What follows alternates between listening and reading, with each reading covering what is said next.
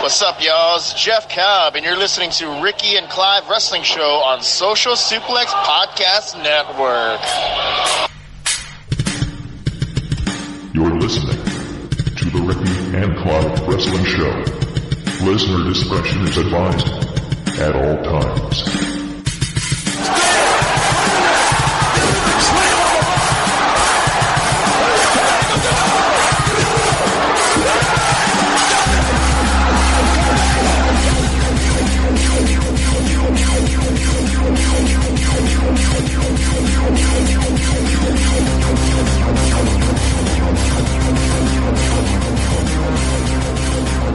Ladies and gentlemen, boys and girls, marks of all ages, Social Suplex Podcast Network presents the first ever episode of Keepin It Scottish Style with myself, Clive,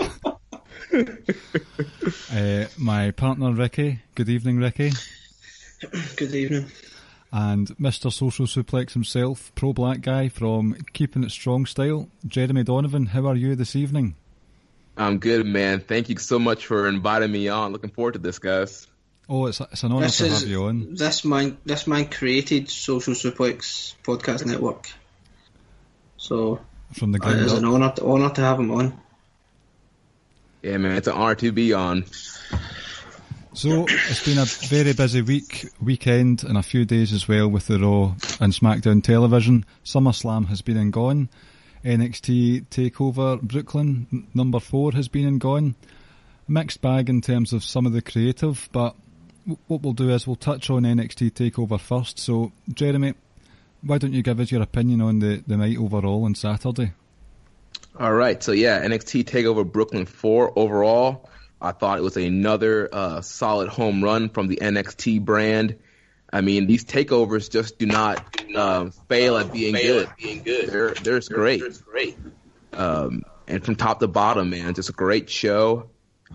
Pretty much all the matches hit home for me, so I'm really interested to kind of break down, go through each match, and talk about each matchup. What about yourself, Ricky?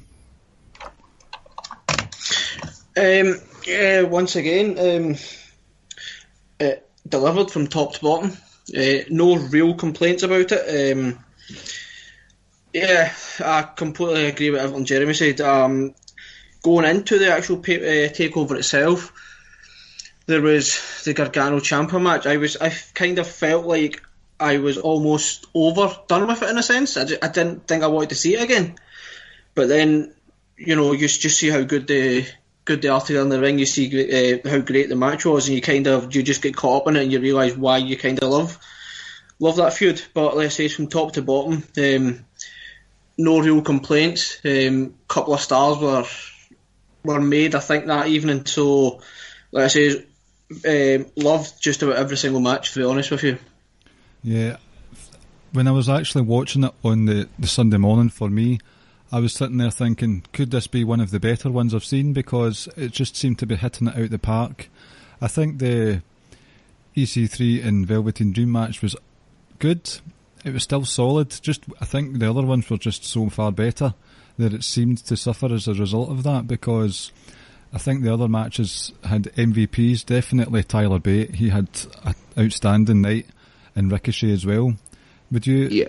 Jeremy, have you got any particular MVPs of the night or matches that you preferred more than others?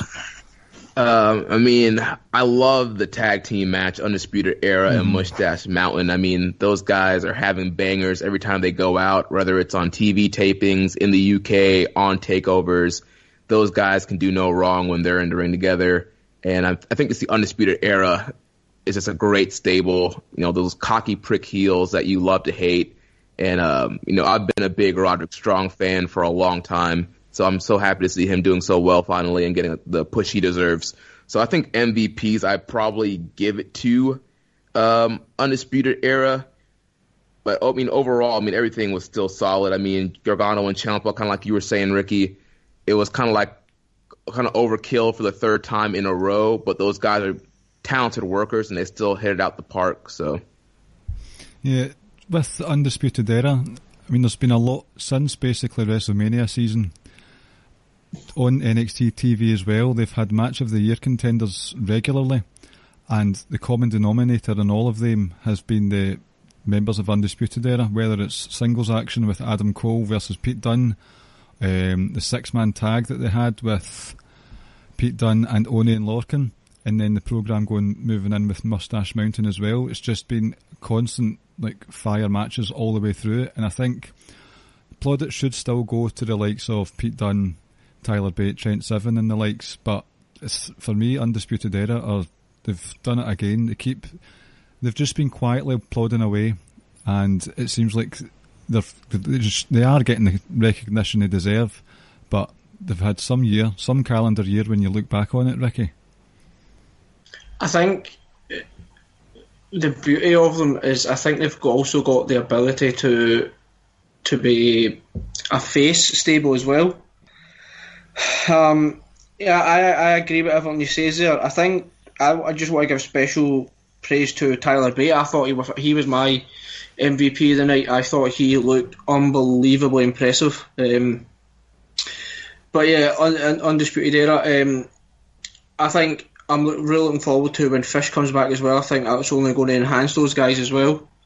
But overall thoughts on Undisputed Era is that, like I say, they're unbelievably over with the crowd, and I think, like I say, if they do turn them face and potentially looking at their next feud for the tag titles, they could potentially be going into that as the faces, unless they go heel. But like I say, I think they've got the ability to continue staying over with the crowd, whether it be face or a heel. Mm-hmm. And like you were mentioning, Ricky, about them being face, here in Tampa and Florida, we're lucky the NXT runs their Largo Loop, and we get to see these guys quite often. And there are some nights where they'll put Undisputed Era against Forgotten Sons or some other random heel tag team, and they will be the babyface because they're just so over. Everybody's chanting Adam Cole, baby. Undisputed Era chants the whole night. So yeah, those guys are awesome. And with this coming up feud, it looks like with War Machine, I still think War Machine will be the babyfaces going in. I think that sneak attack was just a way for them to kind of make more of an impact and let people know that they're kind of here and they're ready to play. I think when you mentioned Adam Cole, I know Clive's heard this story, I don't know about yourself, but when it was the WrestleMania, the ladder match, when he done the super kicks, etc., and he done his Adam Cole baby, I was sitting next to my wife and I was watching it, and she looked over and saw it. I was watching it on my phone, and she told me to put it back, and she just sort of peeking over my shoulder to say oh, who's that guy? And she was talking about Adam Cole, and she was like, it's quite kind of cool to see the entire crowd, the entire stadium or arena sort of in unison saying it. So it kind of just shows you just how much of an aura he has when a non-wrestling fan can actually see that. Yeah, he definitely has charisma and definitely knows how to connect with a crowd. And I know some people are kind of mixed on him just based on his in-ring performance. I've been watching him since Ring of Honor days when him and Kyle O'Reilly came in as a team, Future Shock in the Ring of Honor, and then kind of his kind of growth in that company, becoming a 2-time Ring of Honor champion. So I've seen Adam Cole kind of from the beginning, and I've always been a big fan of him. But I know kind of newer fans or people who kind of have a higher work rate aren't the biggest fans of him. What do you guys think about Adam Cole overall? Well, it took me a while to get used to him. The shock factor of his appearance at last year's Brooklyn, that made me pop just from the shock factor of it all, and it did have a feel of a sort of new world order coming into WWE, and then it just sort of fizzled out a wee bit personally. It just wasn't doing much for me. But then when it came to his sort of new no DQ match with Aleister Black in the January takeover, thought he did really well there. And then, as I mentioned earlier, the match with Pete Dunne on TV, the WrestleMania weekend match that he had, just there is something special about him. He's not got the best he's not all flash in terms of his sort of over-the-top work rate, but he brings out the best in his opponents, and that's a skill that should be mentioned more than it does. So I think that's why it just comes across so well. I think although Ricochet didn't need it, he made Ricochet look like $1 million or £1 million, whatever you want to say, on Saturday night. That Ricochet was another contender for MVP for me. The stuff that he was pulling off, it was just a crazy, crazy end to a really good match to that one as well. I actually I agree with what you're saying, but I actually think Adam Cole in that match was I don't want to say more impressive, but I thought Adam Cole more than sort of played his part in that match. I think if Vince and the powers can get past the whole height weight issue, I think he's going to could potentially be a big star on the main roster. I think character-wise might work. I think and it's similar to EC3. I think EC3 is going to be more suited on the main roster than he is on NXT. Mm-hmm. But I think I see this kind of similarities with Adam Cole. I think his character work, and if you book him properly as a heel, like, I think he can be quite big on the main roster. But his issue will be the height and weight, and whether, like I say, Vince can see past it. Yeah, definitely his appearance would probably be an issue to Vince, and also just like the booking of current NXT stars.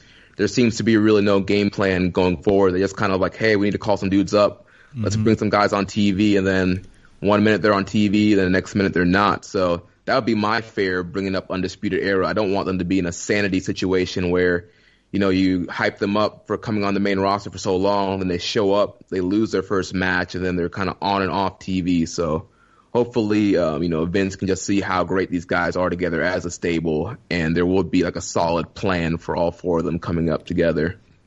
I think the interesting part will be is when Fish is back and what they do with Roddy Strong. Do they keep him as a foursome, or do they turn on Strong? Do they turn on Adam Cole? So that's what I'm quite interested to see what happens in that situation. I floated out to Clive a couple of weeks ago. Do you think it's possible that they would turn on Adam Cole and have Roddy Strong lead them? But Clive didn't seem too enamoured with that. Yeah, I don't think that they're gonna break them up anyway or turn on each other. I think what's gonna happen is now that Adam Cole's lost the North American title, I could see maybe Bobby Fish getting a North American title in the future, and then eventually Adam Cole getting the NXT title. Then you have all four members of the faction holding the belts together, and they're really running NXT. That would be good. What were your thoughts on the EC3 Dream match, Jeremy? ECC Dream match, I thought it was probably the weakest match on the card, but it was still good.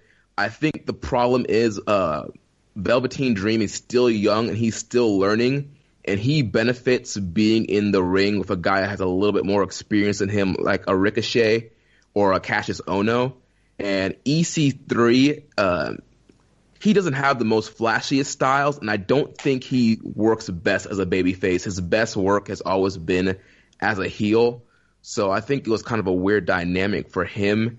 And like, you can even tell the crowd, like, they kind of wanted to be more behind Velveteen, but they wanted to cheer EC3. So it's just kind of like a weird dynamic, and both of them don't really have the flashiest move sets. Mm-hmm. So, but overall, I still think it was a solid, worked match. Yeah, as I was saying earlier, it was solid, and I really liked the ending sequence with the sort of Dream Valley Driver onto the apron, and then the elbow onto the Purple Rainmaker as well. So it was a really good outing. It's just there was something a wee bit off about it, and I might have a unpopular opinion here, but I was not a fan of Dream's pants on Saturday night. They call me up, Vince. Uh-huh. I mean, I get that. I just think it was just trolling. I think it was just. I wouldn't read too much into it. I don't think he was pandering to anyone. And like I say, the whole outfit itself. Well, you don't have an issue with the outfit, but the outfit itself was dedicated to Biggie. But your issue is more so the pants. But I think it was just sort of just having a joke at people's expense. Yeah, I know some places are reporting that apparently Triple H was mad that he had that on his tights. I'm not sure if that's 100% true or not, but I just think it was just Velveteen just having fun. He's very creative with his gear every takeover, and even on NXT TV. So I just think it was just kind of hey, it's a funny thing. We're in Brooklyn. He knows Vince is probably backstage watching. Just pull a little rib.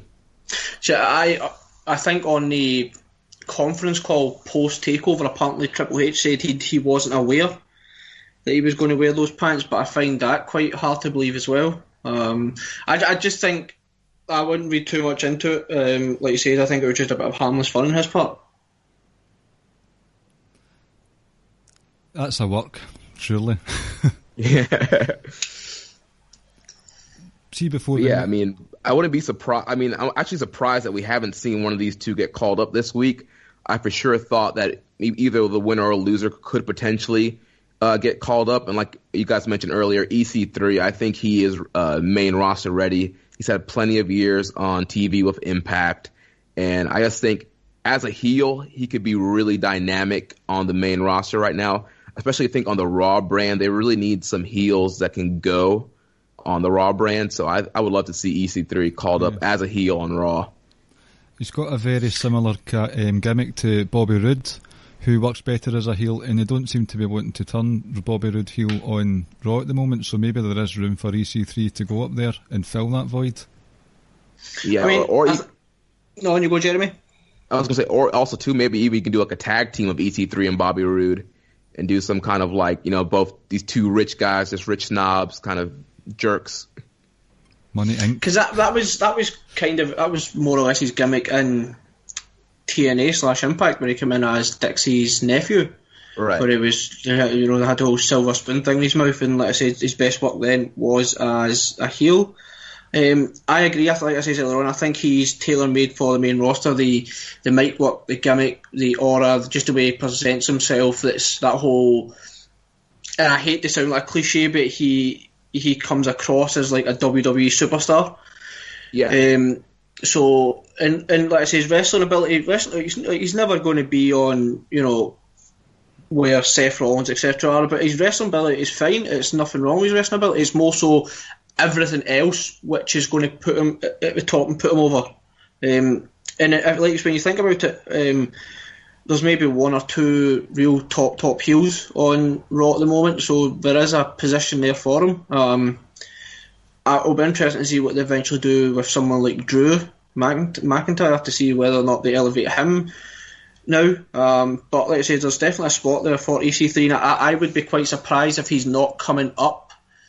I don't think he'll come up now. I was expecting him to maybe come up on Monday night there. I think maybe closer to Survivor Series now, but I don't see him being on NXT beyond this year. And if he is, I think you're kind of wasting his time and his talent down there if you're going to keep him down there for that long. Yeah, definitely. And I think it's funny you said he's like kind of like the perfect WWE kind of style wrestler, because I had a bunch of Social Suplex guys over here on Saturday. Rich and James and Young Boy were all watching TakeOver together, and Rich was like, "This is a WWE match of the night." Both of those guys, both Velveteen and EC3, kind of work that traditional WWE main event style. So I think that's going to benefit both of them when they eventually get called up. And I'm kind of glad he didn't get called up as well just right away, because I think there is a big problem on the main roster of just calling guys up and having no plan for them. And plus, I just think the roster is just bloated right now. There are a bunch of people on there that are not getting enough TV time or being used. And to me, it's like if you really have no plan for these guys, or have any intention of using them, I think it might be some time to go back to the old way of doing some spring cleaning and just releasing some guys. But the problem is, I think WWE is just, they're so afraid of letting anybody go and them turning into a Juice Robinson or a Cody and becoming a bigger star on the independents right now. It's a good point. I think they should try and at least stay away from call-ups at the big four pay-per-views. WrestleMania, okay, I can kind of get it, because a lot of the feuds, the storylines work in a sort of April to April calendar, and if they're going to call people up then okay, but the other times of the year, it would be better if it was more organically done, because I'm thinking that we'll touch on this match next with Shayna Baszler losing the NXT Women's title to Kairi Sane and the impending Evolution pay-per-view. Do you think there's a possibility that Shayna Baszler could be called up soon? I definitely think so. I mean, we're starting to see more of the MMA four horsewomen being on TV. Jessamyn Duke and Marina have been, making their debuts on the Largo Loop here in Florida. So I've been hearing good things about them. I haven't had a chance to see them yet. Probably the next couple months as we go to NXT house shows, we'll see them. So I think eventually they're going to get that MMA four horsewomen on the main roster TV. So I could see Shayna being called up soon. I expect her to get at least maybe an NXT Women's Title rematch, maybe one or two rematches before she gets called up. Mm-hmm. Would you think that would take place on the tapings or a takeover? So the next takeover is what, War Games? Yeah, I wouldn't be surprised if they run back Kairi Sane versus Shayna Baszler at War Games. Is there an NXT Women's Title match at Evolution? I think so. Yeah, Stephanie said when the official announcement, they said that all 3 women's titles would be on the line. Right. As well as, I think, the Mae Young Classic as well, was that? Yeah, the Mae Young Classic finals are happening. Mm-hmm. Also, I don't know if you guys saw the news, but there's going to be some more NXT UK tapings this coming up weekend, and they're going to be crowning the first NXT UK Women's Champion this weekend. Yeah, that's good. So there's potential for that title to be on the line at Evolution as well. That'll be good to see. I'm just doing a wee bit of fantasy booking here, and if they do have Kairi Sane and Baszler at Evolution, say Baszler loses again earlier on in the match, and then you've got a feature match between Ronda Rousey and rumoured to be Nikki Bella or something like that. Yeah, that's the rumours right now. Well, they could maybe have Shayna Baszler run interference in that match to upset Ronda Rousey. Maybe not make it a women's title match though. My only issue with that would be that if you then would need to run Shayna Baszler and Ronda Rousey, and who loses? I personally wouldn't do that straight out the gate. I wouldn't. I would try and keep them apart for the time being, and then maybe eventually do it. Maybe SummerSlam next year, because I think they could. Because I personally would like to see Charlotte and Ronda Rousey at WrestleMania, and then I think you can then do Shayna Baszler and Ronda Rousey later on in 2019. I just wouldn't do it straight out of the gate. I just wouldn't. Yeah, I agree with you. I think that ties in with the whole, when you bring NXT folk up, like you said about Jeremy said about Santi earlier on, you bring them up 1 week, they lose, then they disappear, and it's like, I know Shayna Baszler's great, but you want her to come up and make an impact, but she's not going to make an impact coming up against Ronda Rousey. Right, and I agree with you, Ricky. They should definitely hold off on the Ronda Shayna match as long as possible. I definitely think the way to go is to just have Ronda and Shayna kind of teaming together on the main roster and do the 4 horsewoman stuff. I wouldn't be surprised if that Survivor Series, they run that, the WWE 4 horsewomen against the MMA 4 horsewomen. So I can see that happening. And I definitely think you hold off on that, and you can build a whole storyline of Shayna being like, I'm in Ronda's shadow. I did the indies. I've been in NXT. I came in this business the right way. You just came in off of your name. You're kind of a washed up fighter. You came in off your name. You didn't grind like I've grinded, and now I'm here to show you that I'm the real, the horsewoman of the group. And not only that, wasn't Ronda her coach in one of the UFC's, was it 2010, was it Tough or not Tough Enough? Ultimate Fighter? Yeah, Ultimate Fighter. I think Ronda was her coach, so you can, like I says, and even at that point she was more experienced than Ronda, so like you said, I think that's the perfect angle to go at. Yeah, definitely. Was the Shayna Baszler Kairi Sane match a success for you? Did you like that one, Jeremy? Yeah, I definitely liked that. I kind of rated that like 3.75 to 4 stars. Thought it was a great match. Kairi Sane is a great babyface. She gets the crowd behind her every time, and she has so much fire. And when she gets that intense, I'm gonna kill you face, it's game on. And Shayna Baszler, she's the perfect bully heel, just despicable person. So I thought it was the perfect dynamics to kind of play off of each other. And I think I liked their Mae Young Classic Finals match better, but I still thought this was a solid outing from both of them. I would probably need to watch that final again, but I have struggled with Kairi Sane for a long time. I do get that she has a really good baby face and she's got all the facials and getting the crowd behind her, but there just seemed to be something missing for me. But what I was reminded of was that she has a really good chemistry with with Shayna Baszler. They seem to just work well together, a yin and yang kind of style. So they hit it out of the park for me, and it was the first time when I was really rooting for Kairi Sane, and when she won I was quite shocked because I didn't actually expect a title change to happen. But when it did happen, I wasn't annoyed. It was a feel-good moment, and it sort of, in that quote-unquote death spot area of the card, they did well to elevate, especially after the North American title match before it. They didn't seem to suffer from that at all.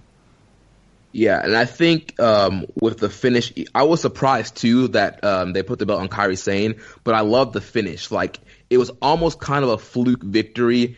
Shayna's going for the Karafuda clutch, and then Kairi just kind of backdoors her way out. Pulls like a Bret Hart move right there, that kind of flip over roll up, and kind of surprised Shayna and got the win. So I still think you put over Kairi as the new babyface champion, but you also protect Shayna.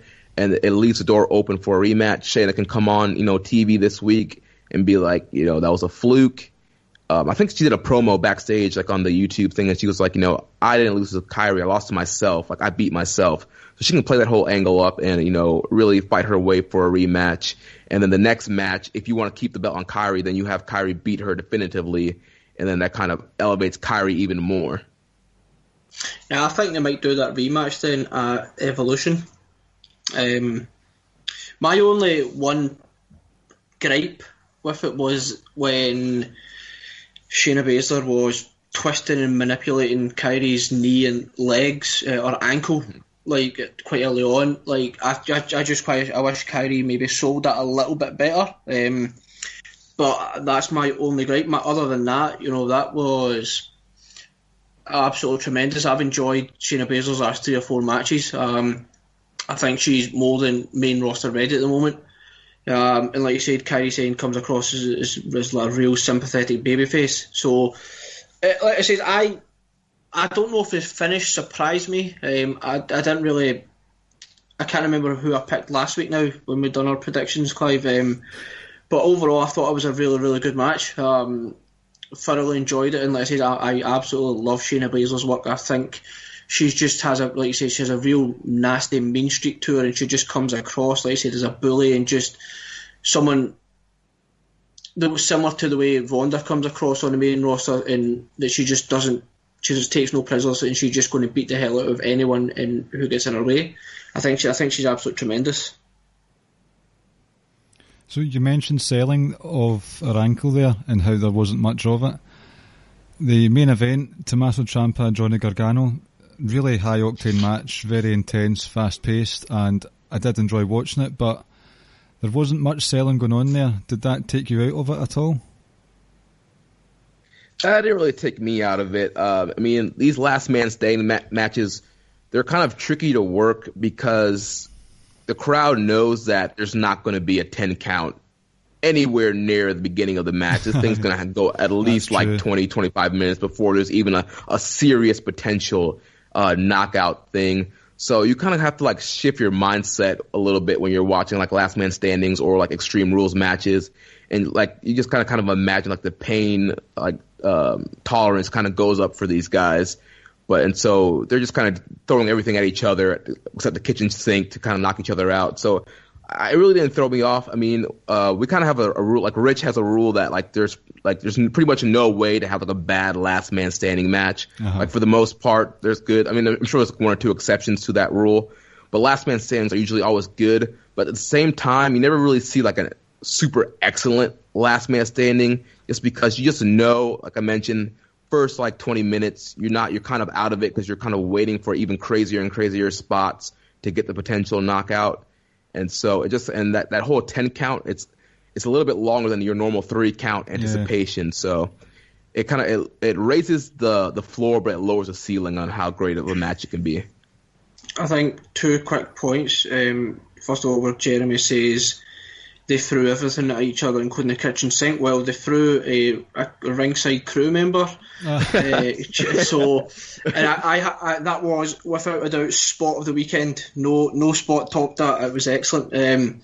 Quite funny. The no selling part doesn't bother me either, because, like you said, last man standing match. It's a blood feud. The adrenaline's going, and I think if you're liking it to, for instance, a boxer who's been backed up against the ropes and they've taken a big punch and they know they might be about to go, but they just start throwing punches because that's natural reaction instinct to kick in, is just to try and hit back and get out of the situation. It's kind of similar in that sense. So like I say, I'm a big believer in selling. Like, as big as a fan as I am of Roman Reigns, about 3 or 4 years ago, my biggest gripe about him was he never sold very well.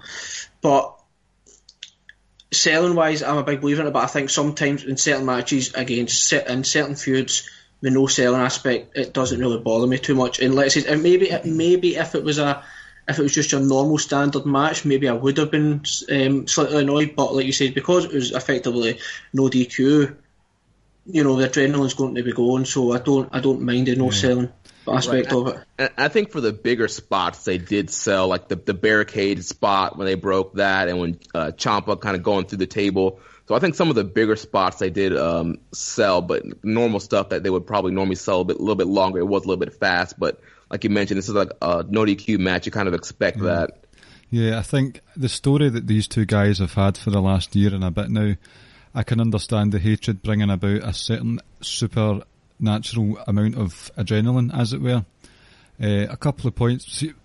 See the bit where Gargano was trapped under all the chairs and the ring crew guy, who I think was also attacked in the AJ Samoa Joe. Yeah, it was the same guy. Same guy. Poor man had a terrible weekend. A bonus in his pay packet.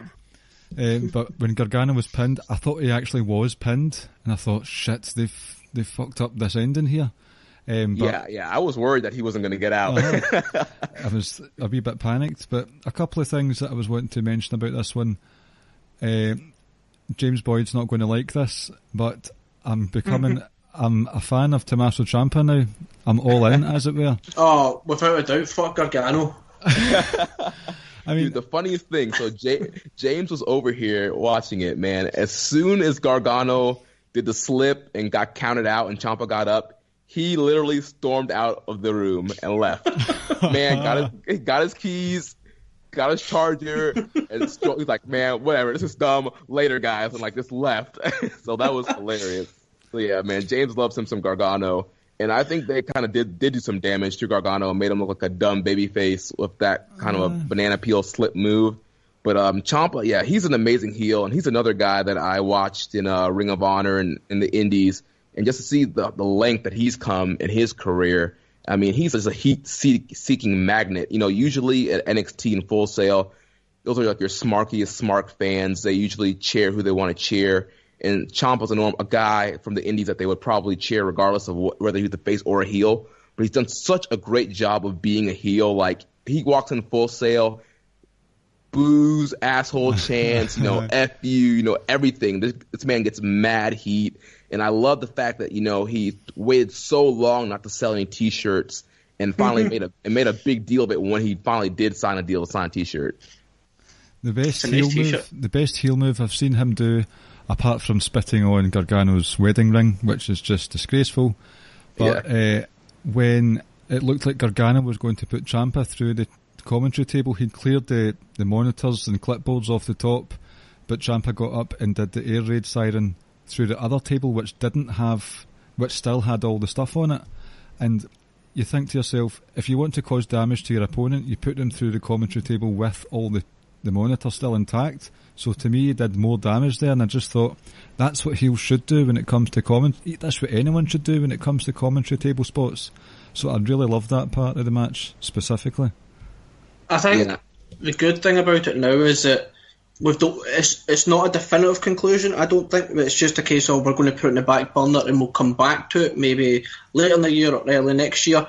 I think for me the storyline has now shifted to Gargano unable to control his anger and that rage that he has, and uncontrollable rage, is causing him to make bad decisions. He first of all he effectively lost the second match because he didn't allow Tommaso Ciampa to be carried out. He wanted to come back in and finish him. He ultimately comes down and cost Aleister Black the title, and even there, just pick up a steel chair or something. You don't need to put yourself at such risk. So I think maybe the storyline they're trying to tell now is Gargano himself has now completely lost it and he's not thinking straight, and it'll be interesting to see where they go from here. Maybe they bring him back in about 4, 5, 6 months' time and say, I've had time away, I've reflected, and I've got my mind straight where I can now come back at Tommaso Ciampa and I can get the title back from him. But like I said, I think for me it's a nice welcome break from it, because like you say, I was starting to,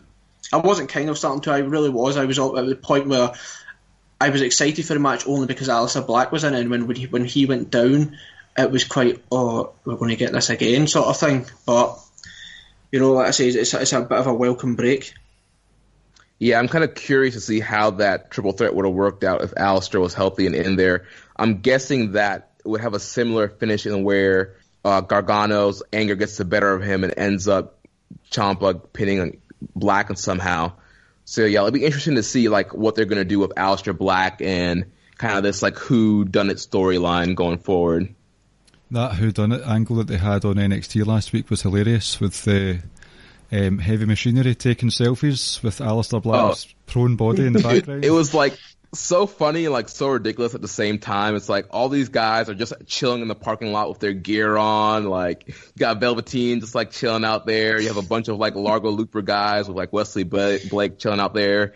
Cassius Ohno's like trying to hit on Candice LeRae and Kairi Sane, and like Street Profits are out there like running around. It's like, what's going on in this NXT parking lot right now? I know. It was like it's just seeing him lined out in a parking lot made me think back to Itami when Kevin Owens walked past and didn't break stride and was like, oh, it's such a shame. And you were like, oh, you're not a nice person at all. Did you guys see the tweet from Hideo? He's like, those parking lots are unsafe. Yeah, that was brilliant. That scene reminded me of like a cross between CSI and Scooby-Doo. That's what it felt like. Yes. Oh, man. Yeah, I was ready to see the Ciampa Gargano story finish, and it looks like it has for now. But I will give it a pass because, I mean, who knows what the plans were with Aleister Black and the triple threat. So they've obviously only had 2 or 3 weeks to change plans, change match type and change booking and match what they're going to do. So as long as we get a wee break from it for a while, I'd love to see someone different take on Ciampa and see how he works against another babyface for a change. It could be interesting going forward. Ricochet's not in the queue because he's just won the North American title. So who off the top of your head, I don't know, let's take Aleister Black out of the equation for now. Who would you have as Ciampa's next opponent? I don't know, man. There's so many guys down there you can choose from. And also, too, we saw the debut of Matt Riddle on this show in the crowd. That's a huge signing. And I don't know if you do it right away, but I think Matt Riddle's definitely a guy that you can put in there with Ciampa. Ricky? Would you put him in with the intention of giving him the title, or would you keep it on Ciampa? I guess it depends when it happens. Like, I would try to probably hold that off until maybe WrestleMania. I mean, Matt Riddle is such a star, great charisma, like easily gets the crowd behind him, and I can easily see him being the top babyface in NXT. So I would hold that off until maybe WrestleMania weekend and crown Matt Riddle as a champion right there.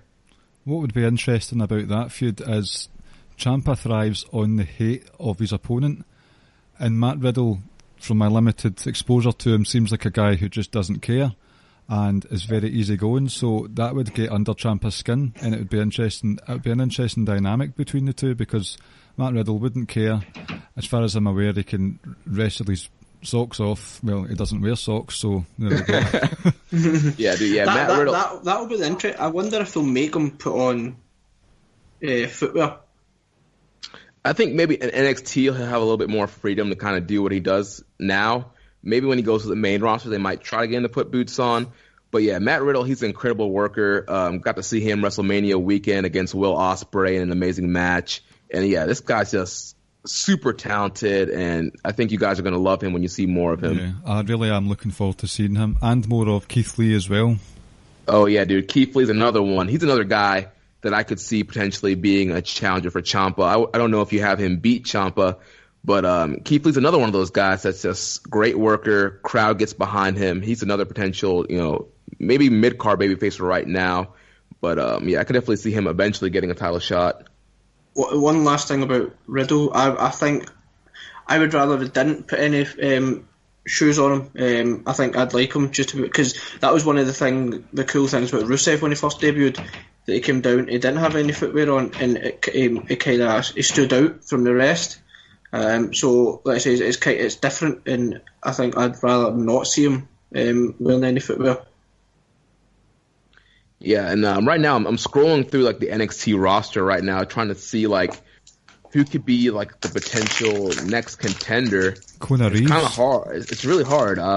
It's got to be Kona Reeves, surely. Yeah, no Kona Reeves. You know what? I could see Velveteen Dream getting a title shot next. I mean, he's supposed to be the heel, but at the end of the day, he's beloved. Yeah, I mean, he's one of those guys that can easily kind of flip-flop between being a face and a heel. And I really don't see what would be his next program, because I don't see him, going for North American with Ricochet right away, since they've already had that matchup. So, I mean, I think Velveteen would be a great option to throw out Ciampa first, especially if you want Ciampa to get a couple defenses under his belt. What about Cassius Ohno? You know what? That's another great guy. He's a very underrated guy. I mean, before he came back to NXT, I mean, he was tearing up the indies, having all these classics of all these guys, and he's very underrated. He's super talented, and I think he's the kind of guy that he has the recognition to be a number one contender, but kind of deep down he's not going to win. So he would actually be a great first challenger for Ciampa. See, because you're saying there that he probably won't win, I do agree with you, and I think that would be a perfect match to have at War Games, because all the focus will be on the actual War Games stipulation match in the main event. So have yourself a heated feud and a really good hard-hitting match between Ohno and Ciampa. Ciampa retains, but it's still got good use out of Ohno in the process. Yeah. So is there What do you think about Ohno? What do you think about Ohno, Ricky? What are you laughing at? No. I remember once you wanted to talk about him in the podcast, and I turned around and told you I don't care about him, and that kind of brought an end to it. Oh, I think I do remember that. Yeah, you know what? Cassius Ohno, it's one of those things, like if you haven't seen him as Chris Hero in Ring of Honor and the Indies, you just see like this fat like white dude coming in here, and you're like, what's so special about him? But if you actually like watch like previous stuff and get like a better like scope of his work, you'll see why he's so special. But yeah, I mean, I don't blame you if you're just watching him on NXT and you're just kind of like, nah, just another fat guy that throws elbows. But see, the thing is, every single move he does has the impact of a finishing move. Yeah. How can you not love that?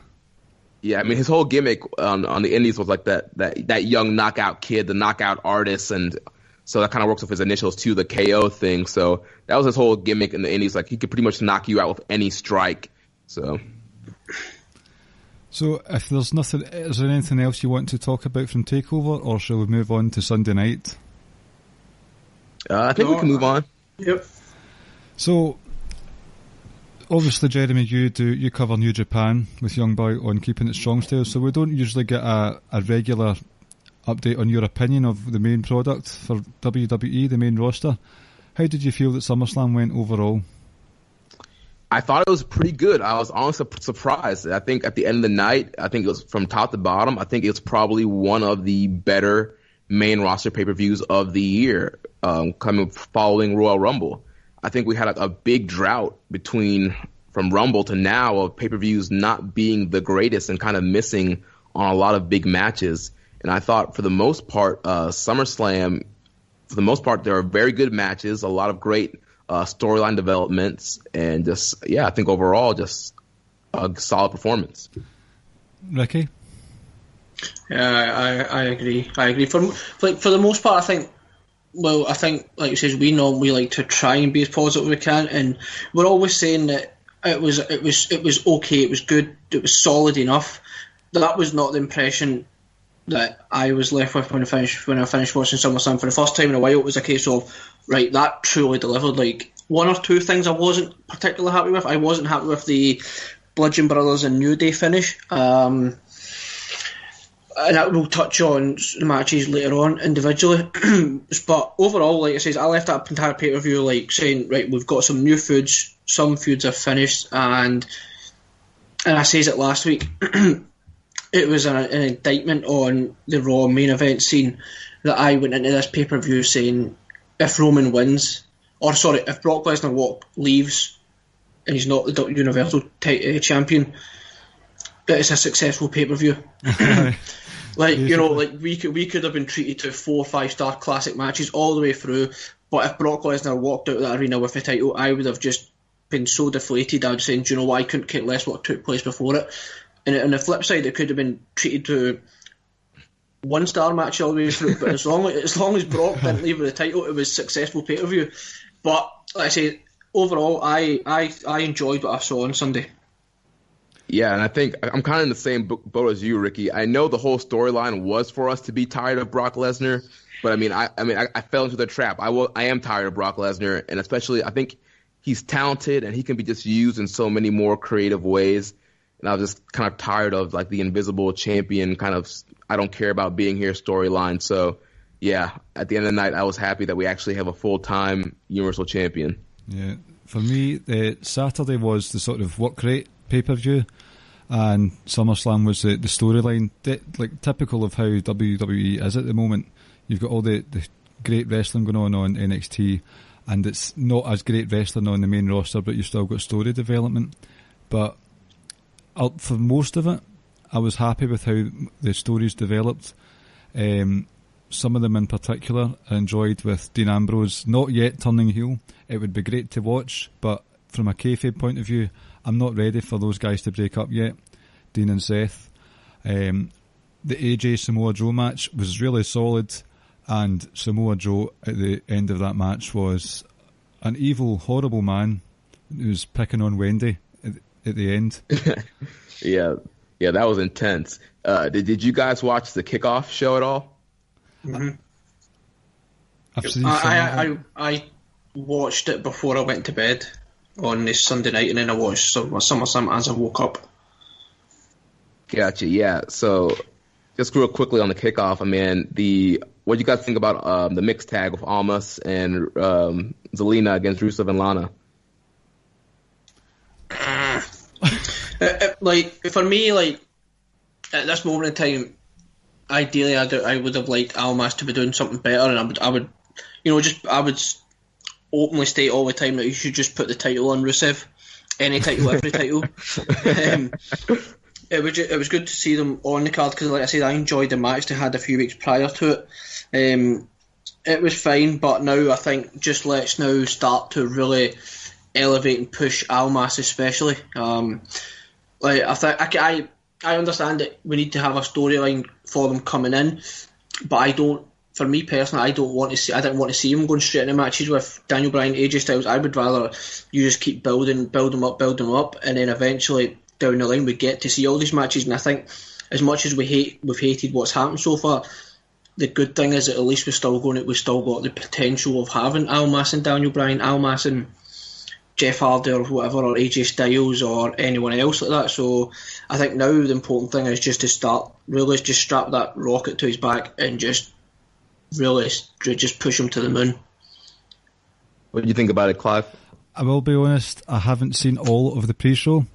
I was due to just work and family. I do get strapped for time, so I did go out of my way to see the Cruiserweight title match. And first of all, Caleb Baldwin, I'm shouting you out because I turned off all sort of group chats going Sunday night into Monday morning to make sure that I don't see any spoiler notifications come up on my phone. And then first thing I see when my alarm goes off on Monday morning is a private message from Caleb saying, "Do you think Cedric retains through 2018? I thought, you arse. Oh, man. No, not good, Caleb. Not good, man. So I'm calling you out right now. But so I can't really comment on the other two matches, I'm afraid. But the Cruiserweight title match, I was disappointed, apart from the fact that Cedric isn't an enjoyable champion for me so far, although his match with Hideo Itami a couple of weeks ago, and also a few weeks ago, and his match with Jack Gallagher last week was excellent. There's a momentum thing. 205 Live needs to keep on top of the momentum, and Drew Gulak was riding the wave. He was very popular, a really sort of badass guy with a stable behind him, a mean finisher in the Gulak's Dragon Sleeper. And the Dragon Sleeper was the threat throughout the build to this match, and it was only hinted at for like a minute or so in the match, and it was just a quick roll-up with neither men actually hitting their finisher properly. So, again, another big 4 pay-per-view, and I'm a bit let down by a Cruiserweight title match, and considering that, as you know, I do the 205 Live columns for Social Suplex, and I really enjoy the show, but again, the big 4 pay-per-view comes along, and I'm just left wanting. Yeah, I've also been, I've been watching 205 Live every week, and, I've been enjoying your reports that you do every week.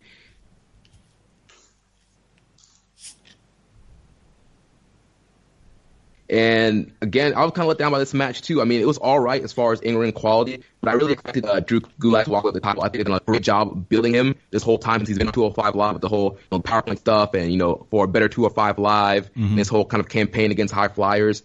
So I was really expecting them to, switch the belt here and invest in Drew Gulak.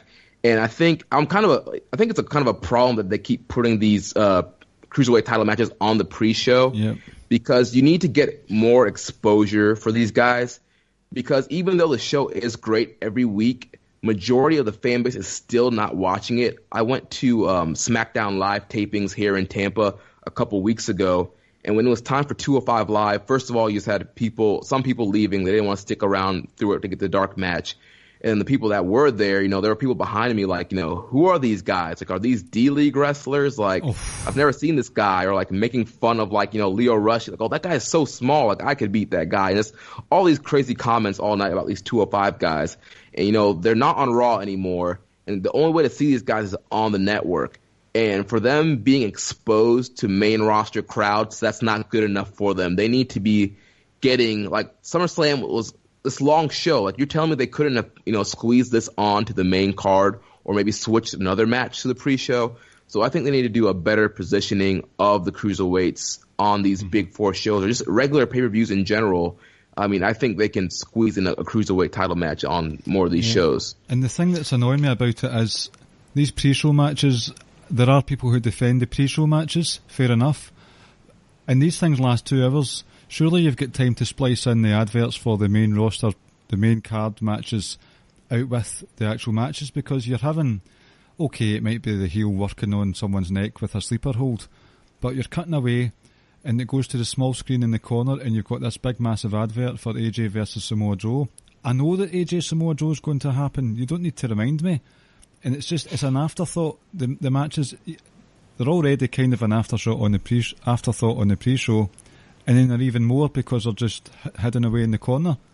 It's, as you can tell, I'm quite passionate about 205 Live, and you've hit the nail right on the head, Jeremy. The exposure needs to be better, because have you seen this week's Tornado Tag Team match? No, I haven't got a chance to watch 205 yet. I'm going to watch it after I get done with recording with you guys. Well, there was crazy, insane pace all the way through. There were 2 botches, I think, but Gran Metalik, I don't think his feet touched the floor. He just ran the ropes the whole time, basically.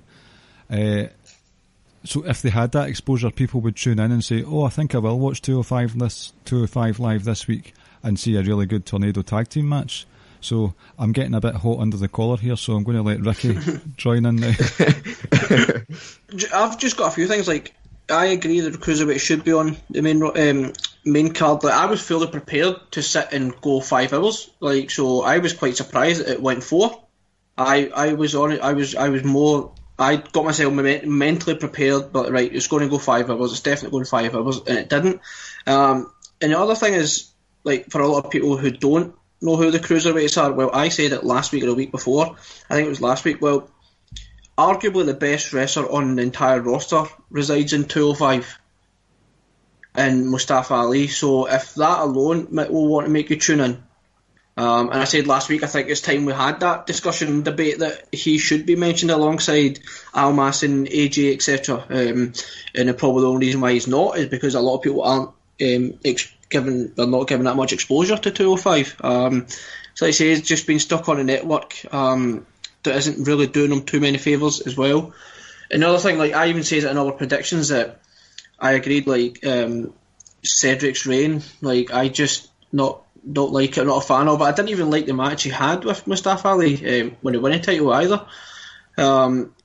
So yeah, I was quite set for Gulak, because I think I was saying to Clive off air and stuff, I was quite looking for, I wanted to see Gulak and Mustafa Ali. have a feud over the title as well, so which we're not going to get. But I just don't get it with Cedric Alexander. I don't get it. I mean, Cedric, I think he's a good wrestler, and I don't know, he just hasn't been clicking in a lot of these big stage matches. I think there might be some, different producers for the big shows compared to 205 Live and why they're not connecting on the bigger shows. But I agree with you. Mustafa Ali, he's probably the best WWE TV wrestler this year.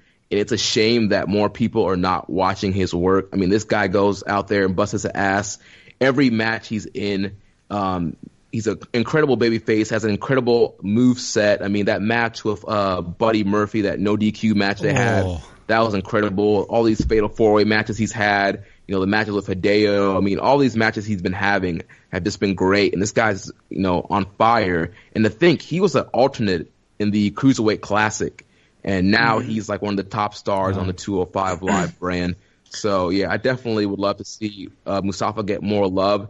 And I'm wondering if, maybe next year, if they need to change some things up with 205, maybe, tape 205 in Full Sail where you have a crowd that would actually appreciate that action. And then add the Cruiserweight title matches to takeovers instead of so that way, you add a 6-match to TakeOver, add a Cruiserweight match, the crowd will probably be more into it and more appreciative of that style. So you said you were at SmackDown, so how long was the wait between the end of SmackDown and the start of 205? So they run SmackDown for 2 hours, and then 205 starts right after that. And so that the dark match, the dark main event that they want you to stay for was AJ Styles versus Nakamura. So you pretty much have to wait that whole 205 Live hour to get to the AJ Nakamura match. Okay. I was just wondering, just in case there was a bit of delay between the end of SmackDown and the start of 205, but I suppose it won't be because on the network it runs immediately after SmackDown. It's pretty quick. Yeah, it's pretty quick. I mean, as soon as SmackDown ends and the cameras go off for SmackDown, the ring crew jumps out there, change the ring skirts, they put the purple tape on, and then they play like the opening promo package for 205 Live. And by the time that's done, the rings are all set up for 205, and then they just run it from there. See, the thing is, SmackDown have had quite a lot of hot main events recently. Look at last night with New Day winning the tag titles again. That place was absolutely bouncing when they won that. So they've got this really big feel-good moment. So that doesn't make me hate the SummerSlam match as much, because it did say to me, I'm going on a tangent here, but when the Bludgeon Brothers had to kind of cheat to win on Sunday because they were actually struggling against New Day, I thought, right, New Day's time will come. Just that it came so quickly afterwards was a really good feel-good moment for the fans. And then they're dropping off to seeing ring crew change the ropes. They're going to be dead for it because they're out of energy. Because you see that happen a lot in matches and cards. Yeah, anyway. I really think they need to record 205 Live before SmackDown. The crowd's still fresh. They're into it. Record. They have a lot of energy, and they'll be more into it than they are for after SmackDown. Hey, the young boy just walked in. Oh, here we go. Ricky and Clive want to say hi to you when you put your stuff down. The young boy joins Keepin It Scottish Style. Yeah. Sadly, we've talked about TakeOver already. All right, he's going to get his groceries, so let's keep going. Right, so we'll move on to I've not seen this one, so why don't you guys tell me about the Raw Tag Team Championship match? Yeah, go for it, Ricky. And again, I'll refer back to our predictions. I like the B team. I think it's more so I like Bo Dallas as opposed to I like them as a team. I kind of liken it to the SmackDown women's match. It just, if it's not the Revival's time now, when on earth is it, and why are we going to take them serious? Oh God, it's just like I says, I do like the B team, But it really, for me, the Revival had to win on Sunday, because now all of a sudden, where do they go from here?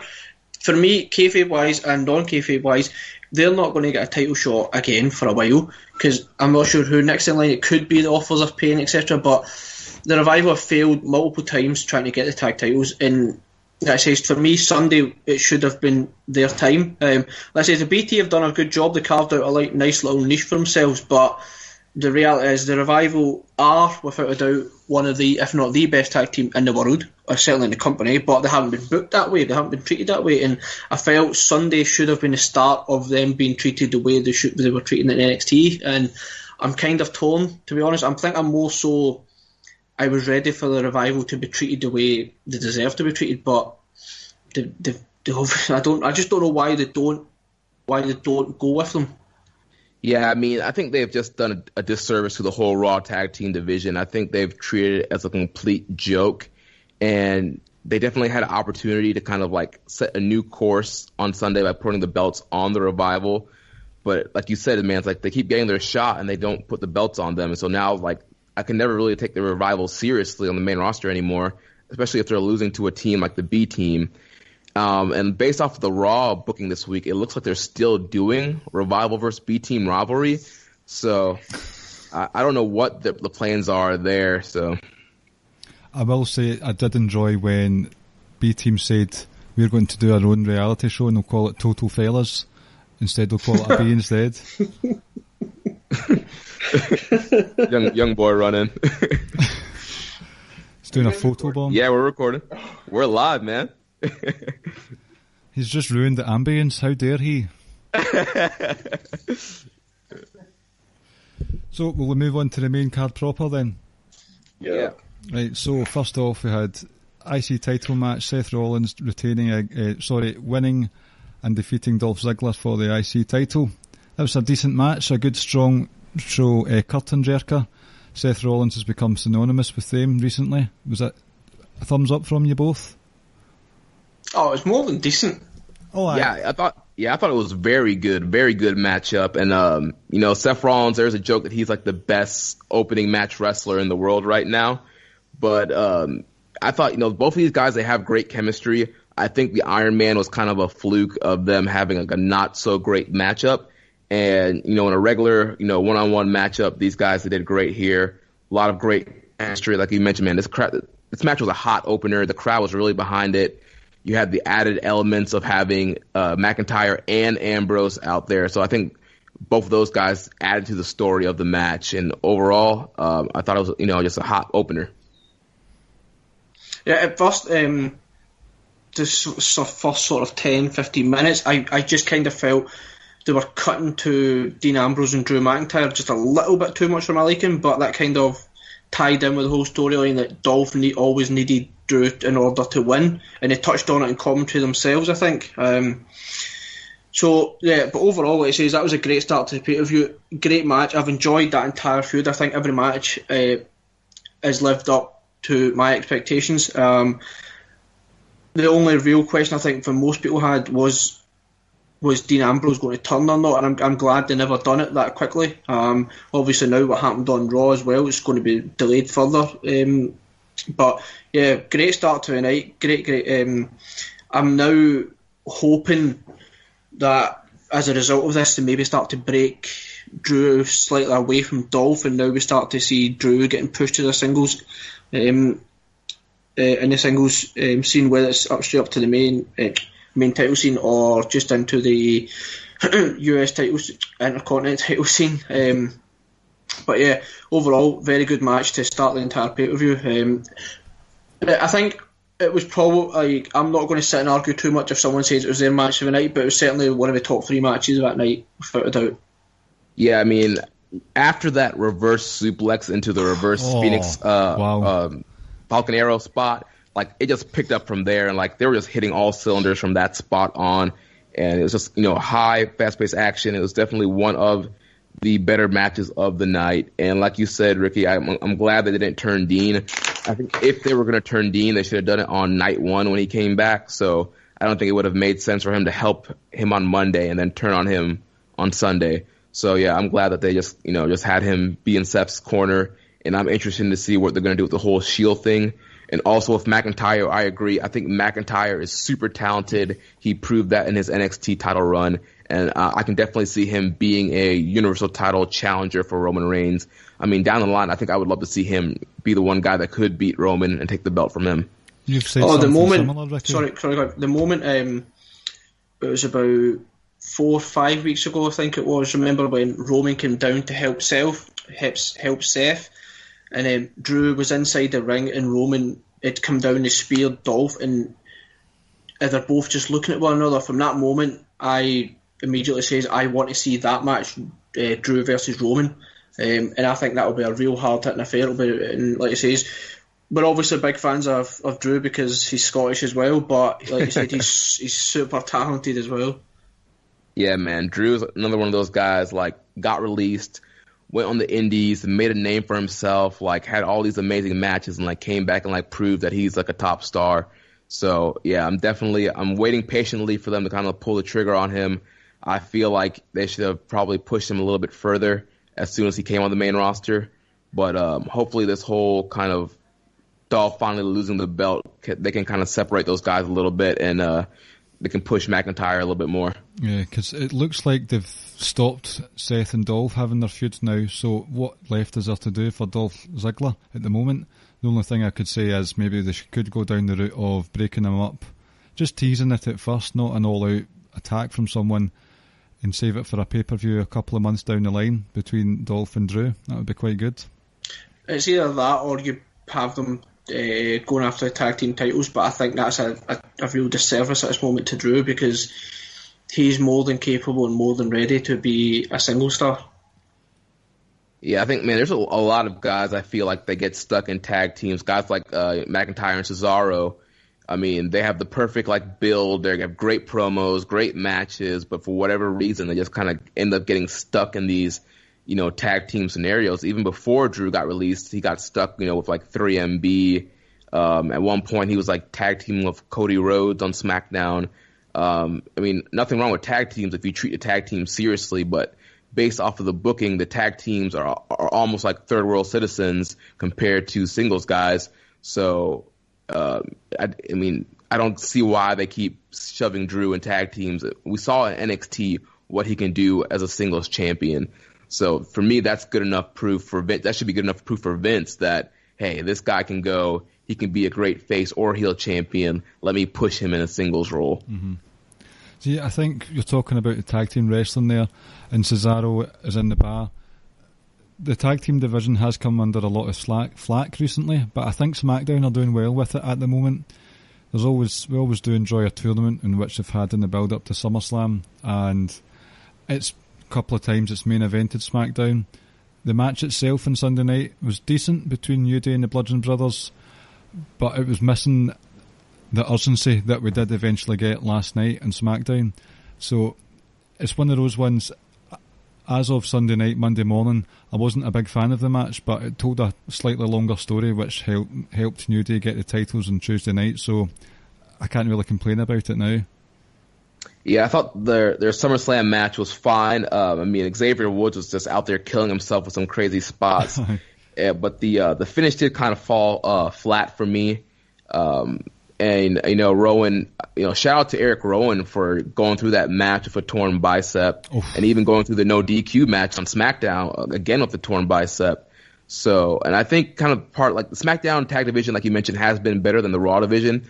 I think the only problem with SmackDown is, you built the Bludgeon Brothers so strong and they slaughtered like all the top tag teams. It was like, where do we go from here? Uh-huh. And I actually kind of wanted to see the Bar be the ones to challenge him, because that was a fresh matchup. We haven't seen the Bar versus Bludgeon Brothers yet. And I feel like they could have brought Sheamus and Cesaro back as baby faces, or maybe even tweeners, to go against the Bludgeon Brothers.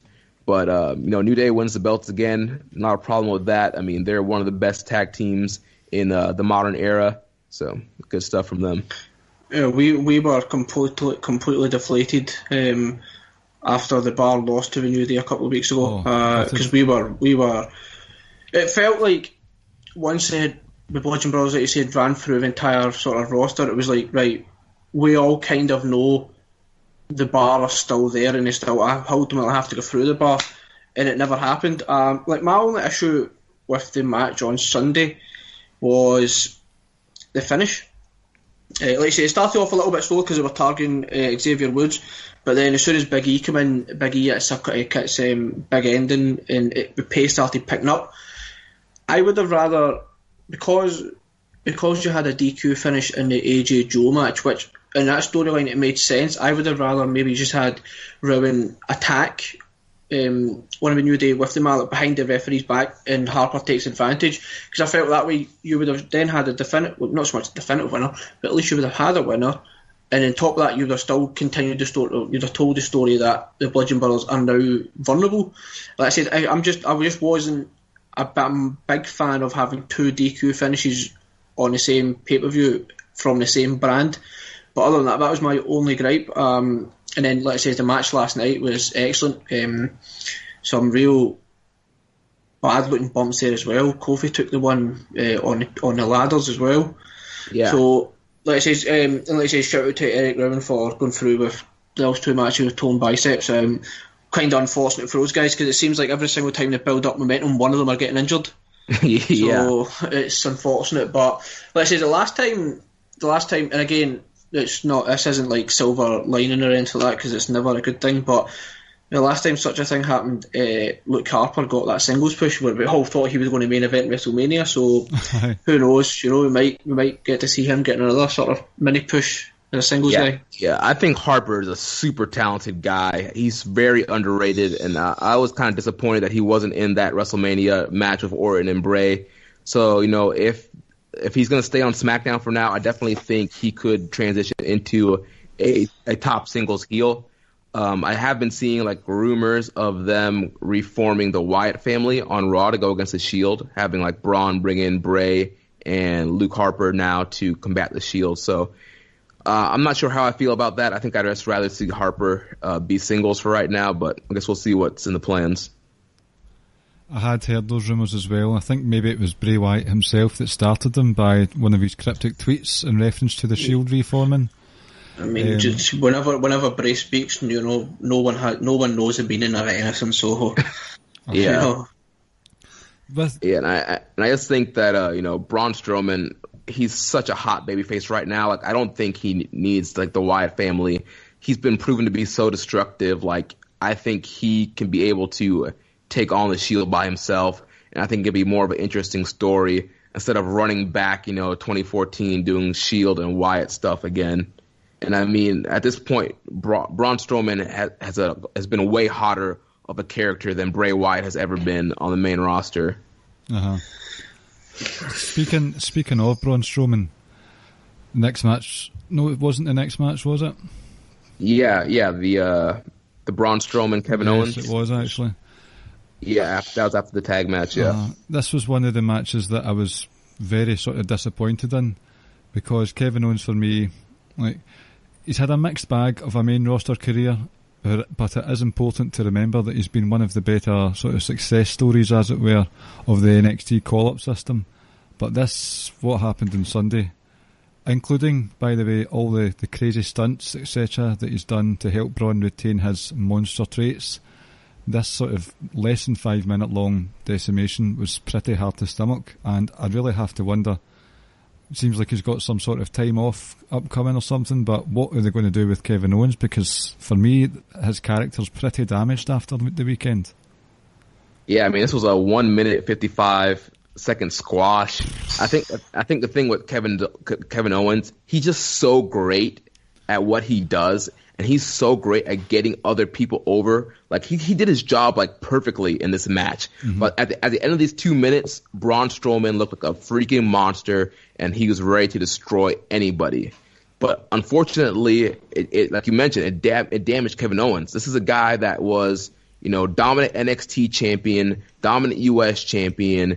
He was the Universal champion for a while, and he's, in my book, I consider him a main event guy, and he's another one of these guys that I mentioned that I've watched in Ring of Honor and kind of seen them come up from the indies, and he's just super talented and could be utilized in such a bigger role.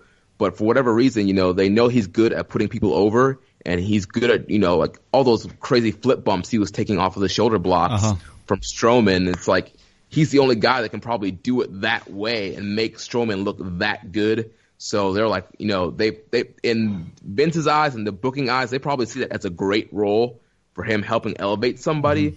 But when you look back at it, like, man, this guy, he should be a guy that's getting elevated because he's so good. Yep. Ricky? The problem was, why did it need to be Kevin Owens? Right, exactly, yeah. I think if you fast forward, say, 3 months, I think we all forget this because of just how great Kevin Owens is, both on the mic and in the ring. I think give it time and we won't think about it. But I just felt, why did it need to be Kevin Owens? Why did it need to be him? He's too big of a star to be treated like that. And I know, Clive, you're probably going to go on a rant here, so I'll keep this short. For me, it was just, why could it not have been someone like Elias? Why on earth does it need to be probably your number one heel on that Raw brand, in my mind? Why Kevin Owens? And I understand it serves a purpose because you want Braun to look really strong, because at the end of the day, it is Kevin Owens. Kevin Owens is like a legitimate guy, so like you say, the whole purpose was to make Braun look strong to ultimately, and we'll touch on it later, but he looked so strong earlier on in the evening, and now he comes out later on going to say, I'm going to cash in, and it makes it look even more legitimate, more believable after the destruction he's left before earlier on in the evening. But like I say, why Kevin Owens? Why was Kevin Owens the quote-unquote this sacrificial lamb? Right, and if they were going to do this, at least have it somewhat competitive, because there was some intrigue in the fact, a potential of Kevin Owens winning the briefcase. So I wish they would have teased that more and had some more near falls with at least Kevin Owens. At least put that in the back of your head, like, wow, maybe Owens can win this, and maybe he's going to cash in at the end of the night. But they kind of threw that kind of out of the window and just slaughtered him. Oh, because he got one super kick in, and Braun, just didn't flinch, just sort of looked at him. So it didn't need to be a 15-minute, 20-minute match. It could have just been 2 or 3 minutes more. But even if KO managed to get a little bit more offense in, like I say, just to make people that little bit more excited, and maybe think, oh, he might win it. Because I think a lot of us were we were all convinced, why would you add this stipulation if KO is not going to win it? So, but like I said, I guess the whole point of that match was just to sort of further enhance Braun Strowman as a monster. But like I say, I've just got an issue that it was Kevin Owens that was used. Right, and I'm sure, too, having a short Braun Strowman match, that makes you think even more that he's going to cash in later and have a longer, like, a cash-in match. So I understand why they do it. Like you said, I just wish it wasn't Kevin Owens and it was somebody else a little bit lower on the totem pole. Well, you don't need to worry. I'm not going to rant about it. I am sad, though, very sad that my bae, Kevin Owens, was just destroyed in such a fashion.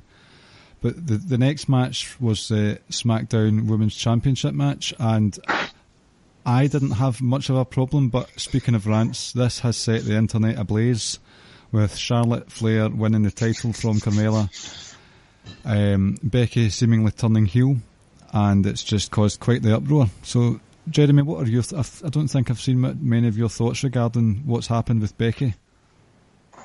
Yeah, so first starting with the match overall, I thought this was a good match. I thought it was probably one of Carmella's better main roster matches, and and throughout the whole match, man, the crowd wanted Becky Lynch to win so bad. Like, they were okay with Charlotte and they cheered her when she was getting offense, but they were really behind Becky Lynch. Every near fall, every time Becky got close to winning, like, the crowd would lose their mind. They would get so hot every time Becky was on offense. So I do think WWE has missed the ball in this situation. Becky Lynch is one of the best babyfaces they had going. I feel like they should have put the belt on her. If not put the belt on her, then have Charlotte be the one that's the heel. Especially since she kind of, like, backdoored her way into this match and this storyline. Like, this was supposed to be, Becky versus Carmella. They did such a great job of building Becky up going into this match. She was beating people week after week after week and getting into this title match. So, Charlotte comes back from injury and kind of just gets plopped into this title match. So I think it would have made more sense to go with Charlotte being the heel. I mean, just based off of her NXT work, Charlotte is a great heel and a better heel. And, based off Tuesday, Becky's out here. They have Becky cutting this, forced heel promo, and the crowd is cheering her and booing Charlotte. So it's just one of those situations where, WWE wants to force feed us who they want us to cheer and who they want us to boo, instead of just going organically what's happening. Like, you hear the reaction that Becky Lynch gets on every show. Like, why not go with her as a babyface chasing a heel Charlotte? Clive, you want to go? No, on you go. So, who's my favourite female wrestler in the company? Charlotte. I'm asking you. Yeah, Charlotte is also one of my top 5 or 6 wrestlers in the company. Period. So, I could make a case. Like, if Charlotte goes undefeated for the rest of her career, like, I will sit and defend that all day long if I could. Going into the match, you kind of felt, right, it's Becky's time. The 1, 2, 3 happens for Charlotte and she gets to win. One of my immediate reactions was, that was not your time. For me, it was one of my immediate reactions where it felt like Becky's time leading into the match, and the moment the 1, 2, 3 took place, that feeling was confirmed. I just felt like this wasn't Charlotte's moment, this was Becky's moment for the title. And I thought okay, fine, Charlotte wins, and then we're embracing at the end. I was kind of hoping Charlotte would be the one that turns on her then, because I thought Charlotte was at her best when she was a heel. The Becky promo she cutting on SmackDown, I quite liked. I'll be intrigued to see where it goes. Maybe, like, I'd imagine they're going to have some sort of match at Evolution, that maybe potentially before it. But obviously we've got Carmella's rematch next week to see what happens from there. But yeah, like I say, for me it was just an overwhelming sense of feeling that I was disappointed that Charlotte won, and I never thought I would feel like that, because it just felt like it was Becky's time. And like, I've not been a fan of Carmella. Like, me and Clive had a bit of a debate a couple of months ago about it all. But she put work in on Sunday as well. Oh, wow. Yeah, I would say that. Yeah, that was probably one of her better performances. I mean, that suicide dive she did looked pretty good, and you can tell she's working. She's trying to get better, but I'm not here for her right now. I think she needed more time in NXT to get better. But yeah, I am glad the belt is off of her, but I do wish it would have either gone on Becky or go the heel Charlotte route. I was actually convinced that Carmella would still retain, that Charlotte and Becky would have their own feud, but obviously that's not the case. The match did, as you've mentioned earlier, Ricky, Charlotte's inclusion in the match did help the quality of it. So I was personally enjoyed watching that one more than the Ronda Rousey Alexa Bliss match. We'll talk about that a wee bit later. But with Becky's heel turn, I'm sort of confused and undecided as to how to feel about it, because on the one hand, she, as far as I'm concerned, she's justified in her actions, because there's nothing wrong with a babyface getting annoyed with something and lashing out and causing an uproar. What I would have liked is if they kept Becky face, and after the retaliation on Sunday night, Charlotte was sort of sprawled over the commentary table and she started looking evilly in Becky's direction and sort of cast that evil smirk to make everyone aware Charlotte just got her arse handed to her, but she knew what she was doing all along and she's happy about it. I think that would have been a more interesting route to go down. With Becky turning heel, I kind of missed a lot of social media today, but there was a lot of people upset about the promo. And again, I'm not sure what to think. What she was saying, it was a wee bit forced, but it was there still was truth in it. Like, the best heels for me are supposed to be steeped in truth is what they're saying, but there's also a hint of delusion in what the heels are saying. There's a delusional quality to them, and what Becky was saying was delusional, in my opinion. So it's hard to... Also as well, one of the things that happens a lot in WWE is the fans cheer the heels regardless. I mean, people have been desperate to see Dean Ambrose turn heel. People have loved Adam Cole, love Kevin Owens. Maybe there was even people interested in seeing Becky turn heel before SummerSlam even happened. So I'm still undecided. The promo was interesting, but we'll just need to see what happens because, as you say, she was being cheered during the promos when she was talking about in Tuesday night there. So still undecided is my official opinion. I will say that the one positive thing about this is the fact that she's getting a spotlight now. Yes. Like, she's not going to be, not on SmackDown or in these random matches. Like, there is some kind of direction for her, some kind of storyline. She's going to be featured more. She's going to get more promo time, more matches, more of a spotlight. So in that light, that's kind of the positive of this whole kind of push for her. But again, it's like, what's going to happen every week when she's cheating and cutting these heel promos and the crowd is like losing their mind for her? Ricky?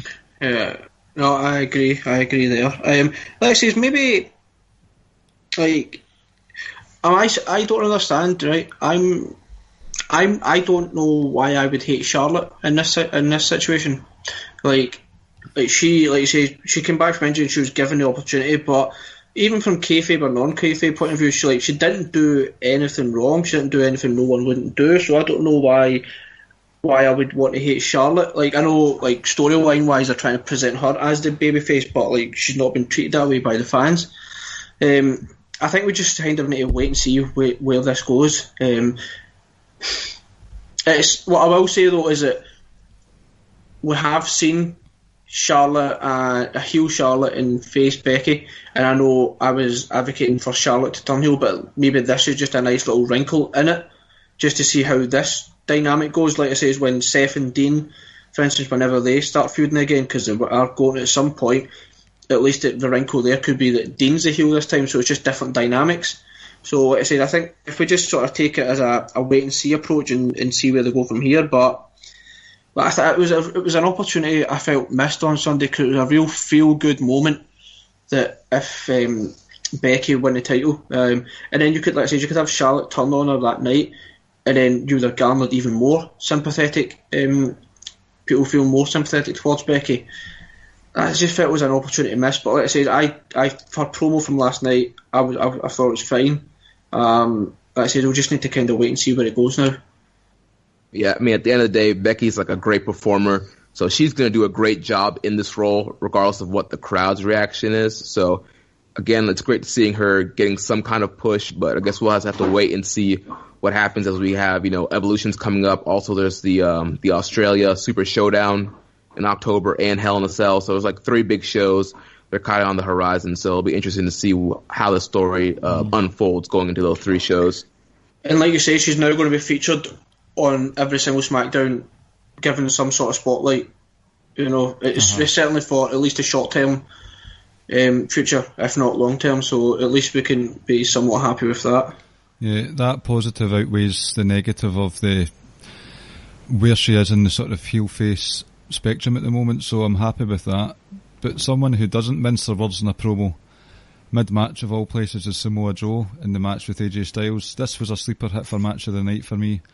I didn't think it would be, just based on the recent form or recent match quality that AJ and both Samoa Joe has had, but it was a slow start, but it got going and it was really hard hitting. Possibly maybe my favourite match of the night, I would say. Maybe better than the IC title match. What did you think, Jeremy? Yeah, I definitely thought this was better than the IC title match. I mean, Joe and AJ benefit just on their history. They've been wrestling each other for years and years now in Ring of Honor and Impact and all kind of other random little indies across the world. So they have the built-in chemistry, and then plus this whole new layer of this whole story of Samoa Joe attacking AJ Styles' family. And, for the first part of the match, I thought it was a great match. A lot of great back-and-forth action, a lot of great spots, a lot of great selling. And, the kind of the added drama of Wendy Styles and the daughter being at ringside was an interesting twist. And, I wasn't going into this match with high expectations just because AJ has just been all right this year. He hasn't been, as great as he was maybe in like 2016. And like you mentioned, Samoa Joe really hasn't had any standout stuff on the main roster either. But I definitely think they knocked it out of the park. I feel like if they didn't have the DQ finish, this match would have been even better if they had a clean finish. And they went probably like a few more minutes, it probably would have been the match of the night and probably be the WWE match of the year. But even though it was a DQ finish, I thought it made sense here, unlike the tag team title match earlier in the night. And I think it further develops the story to them going at each other at Hell in a Cell next month. Possibly in a Hell in a Cell as well. Yes, in Hell in a Cell, yeah. Yeah, the feud calls for it already, I think. Yeah, I mean, you bring somebody's wife into it and tell them that you're going to be their daddy, like, that's fighting words, man. Like, you don't mess with a man's wife and then you say you're going to, be their daddy. Like, yeah, you don't do that stuff. So this is a blood feud now, which is great. And one of my biggest complaints about the Hell in a Cell pay-per-view is that they sometimes just randomly throw two dudes in a cell with it not being built up. Back in the day, the Hell in a Cell was a rivalry ender with a big blood feud. It was kind of the blow off. And sometimes, in recent years, like Hell in a Cell is usually like the start of a feud, which never really made sense to me. So I'm glad that this is now like a blood feud and they can increase the brutality inside the Hell in a Cell match. And I think, this has a great chance of actually being the main event of Hell in a Cell because, since they've done the brands back together on one pay-per-view, the WWE title match hasn't sniffed being in the main event. And I think, right now this is the hot feud and there's nothing really that hot. I mean, they're building the Roman and Braun stuff on Raw, but I feel like we've kind of done Roman and Braun in the main events before. I feel like they should give Joe and AJ the spotlight in Hell in a Cell in the main event in the cell and just have that be like a bloody brawl. Ricky, do you agree? I think, yeah. First thing, Samoa Joe is just kayfabe wise is just a absolute piece of what. He first says the things before the match, and then, like he says how he's going to be Wendy's daddy, so the DQ finish from that made sense then. In terms of sort of being like a blood feud, I agree with that. It's a blood feud in the same way that myself and Josh are locked in a blood feud. My only thing was I would have rather that first minute, 2 minutes that AJ just comes running out and just, starts unloading kicks and punches, but instead they sort of locked up, like he's been saying stuff about your wife, you should want to pick up the nearest weapon and just start hitting them with it sort of thing. So that was kind of weird, especially because Joe introduced Wendy Styles is here. Mm-hmm. Like as soon as the bell rang, they should have probably kickstarted it instead of doing the traditional lock up chain wrestling spot. So that was kind of weird, but yeah. Yeah, the way as soon as Braun exited the ring and the bell went, Roman come in with the Superman punch. That's the way AJ should have started off, or the way Joe started the match with Brock Lesnar last year. So that was my only thing. But in terms of going into the pay-per-view for this match, I said last week, and I said on the predictions that I'm just going to let myself get carried away and get so excited just based on what they've done in TNA. And I know 15 years later or whatever it is, they're not the same type of wrestler, but just because of those memories, I'm just going to get carried away. And if I'm disappointed, so be it. But I was far from disappointed. If this wasn't a match of the night, it was a close second. I agree it was better than the Intercontinental, and I'm just glad that it's now just not just a one-off match. At least we're now going to get a potential blow-off in Hell in a Cell, maybe. So I thoroughly enjoyed this match. But like I say, it's just that beginning, first couple of minutes, I wish they just came out and AJ really took it to Joe. But that's my only thing. But other than that, I thought it was a great match. One of the things that I enjoyed about it was usually when a wrestler's family's involved, there's some pretty hammy acting going on. Here's looking at you, Vicky Guerrero. But with Wendy, and she wasn't acting, she was just there. It felt like real life. Obviously it's not a real story, but it just had a real feel to it. And with this kid there as well, his daughter saying, "Daddy, you're bleeding," it's like, oh, this is close that to the element bone. when you can mix reality into a match, into a storyline, it makes it so much better. And just seeing AJ Styles' daughter was kind of scared of him with the blood coming from his head and was like, "Oh, Daddy, you're bleeding," and going back to the mom. That was the best part about it. Yes. That he took her and then she was like, "Oh no, you're bleeding," and then decided to go back to her mum. That was the best part about it. And like I said, you just can't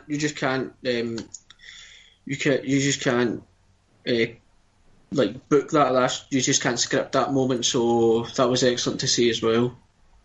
Just imagine, like 5 years ago, if someone said to you, in a few years' time, AJ Styles will face Samoa Joe in a WWE cell, you'd say no chance, and it's a very real possibility now.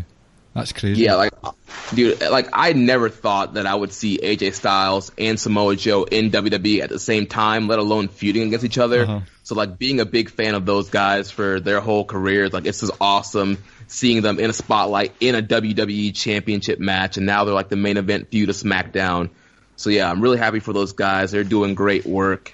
So, I'm interested to see, what the next step in this whole story is, and, having AJ's family involved. Good stuff. Well, Joe again, after he choked out AJ on SmackDown, he was on the microphone shouting down at Wendy again. So it's just going to escalate from there. It's going to get more and more heated. So yeah, it's I'm so happy this match delivered, because this was the one match that I was really hoping it would deliver, and it's one match I went in with my expectations through the roof, and I'm so glad it delivered. Yeah, and I could see the story kind of going almost similar to Gargano Ciampa, where AJ's anger and frustration gets the better of him, which causes Samoa Joe to win the championship. Mm-hmm. Good stuff. SmackDown's doing really well at the moment, I have to say. There's not many missteps going on. But next match was Miz and Daniel Bryan, is that right? Yep. I kind of wanted more from this one, if I'm being honest, just from a match quality and match atmosphere perspective, because it was good, told a good story in the ring, but did the crowd feel flat to any of you at all? I don't know. I guess I didn't really pay attention to the crowd too much in this match, because I was really into this matchup, and I was looking forward to this match all night.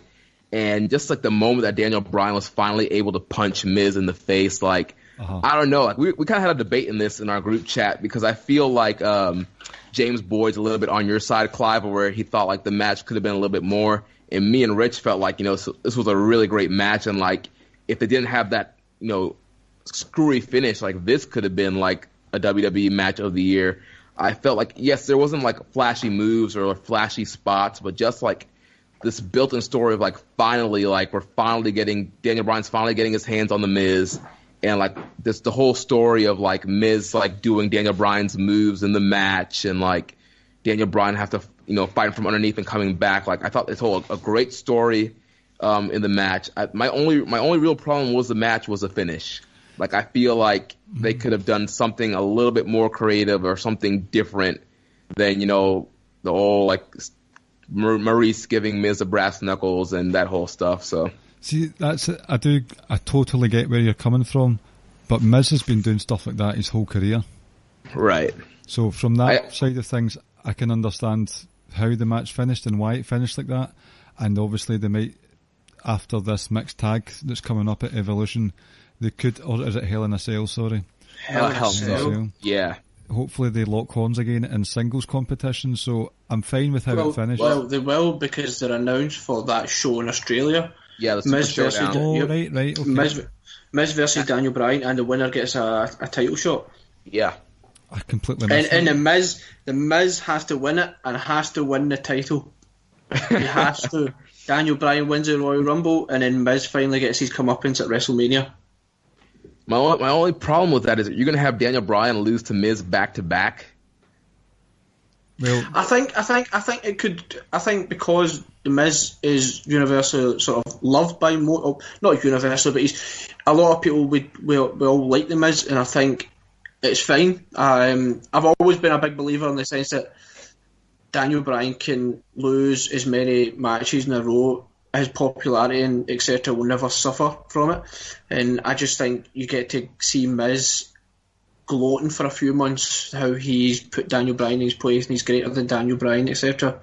On the flip side, if Daniel Bryan wins, we could get Daniel Bryan versus potentially AJ Styles for the title, or Samoa Joe. So if whatever way they go, I'm okay, but I think I would probably put the title on the Miz. But in terms of this match, no, I really enjoyed it. This was my favourite match of the night. So the ending bugs me a little bit now, just in the sense that did they do that ending to set up the mixed tag match? Because I don't want to see the mixed tag match. Yeah, like that's kind of like the one like down part of this feud. Like I really don't think they need to bring Maurice and Brie Bella into the mix. That just kind of like convolutes things and just kind of takes away the focus between Bryan and Miz. I mean, I kind of understand it because you don't want them fighting each other back to back to back every single pay-per-view, because then you kind of get worn out of that. But I feel like there could have been another way to kind of keep them apart from each other instead of evolving Brie and Marie. So yeah, I'm not looking forward to the mixed match either. Yeah, that just screams of, we need a big match for...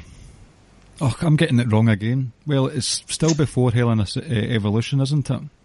Right. So yeah, you're probably going to get Brie Bella versus Maurice one-on-one at Evolution. Yeah.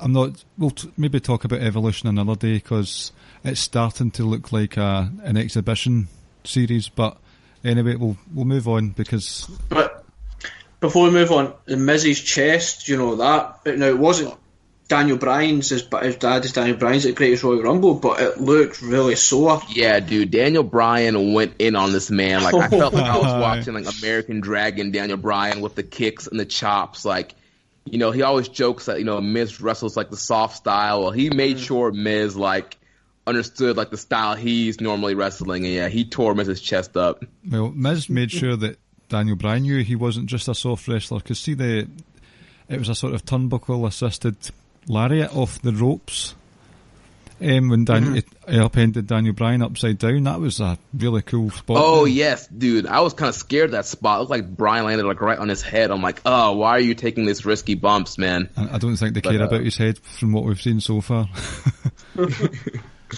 Right, so the next match of the evening was Finn Balor versus Baron Corbin. Only good thing about this was the Demon came back to play. I had no interests with this match going in, and thankfully I was about to skip it, but I saw heard the knocks and the sort of guitar grueling, so I stayed to watch the entrance, but glad it was over with quickly, basically. Yeah, I was not looking forward to this matchup either. I felt it was kind of a waste of a spot for Finn Balor. And, I wasn't looking forward to this matchup. And then, like you mentioned, the Demon music hit. We got the return of Demon Balor, and we got a 1 minute and 30-second squash, which was awesome. Like, as soon as Finn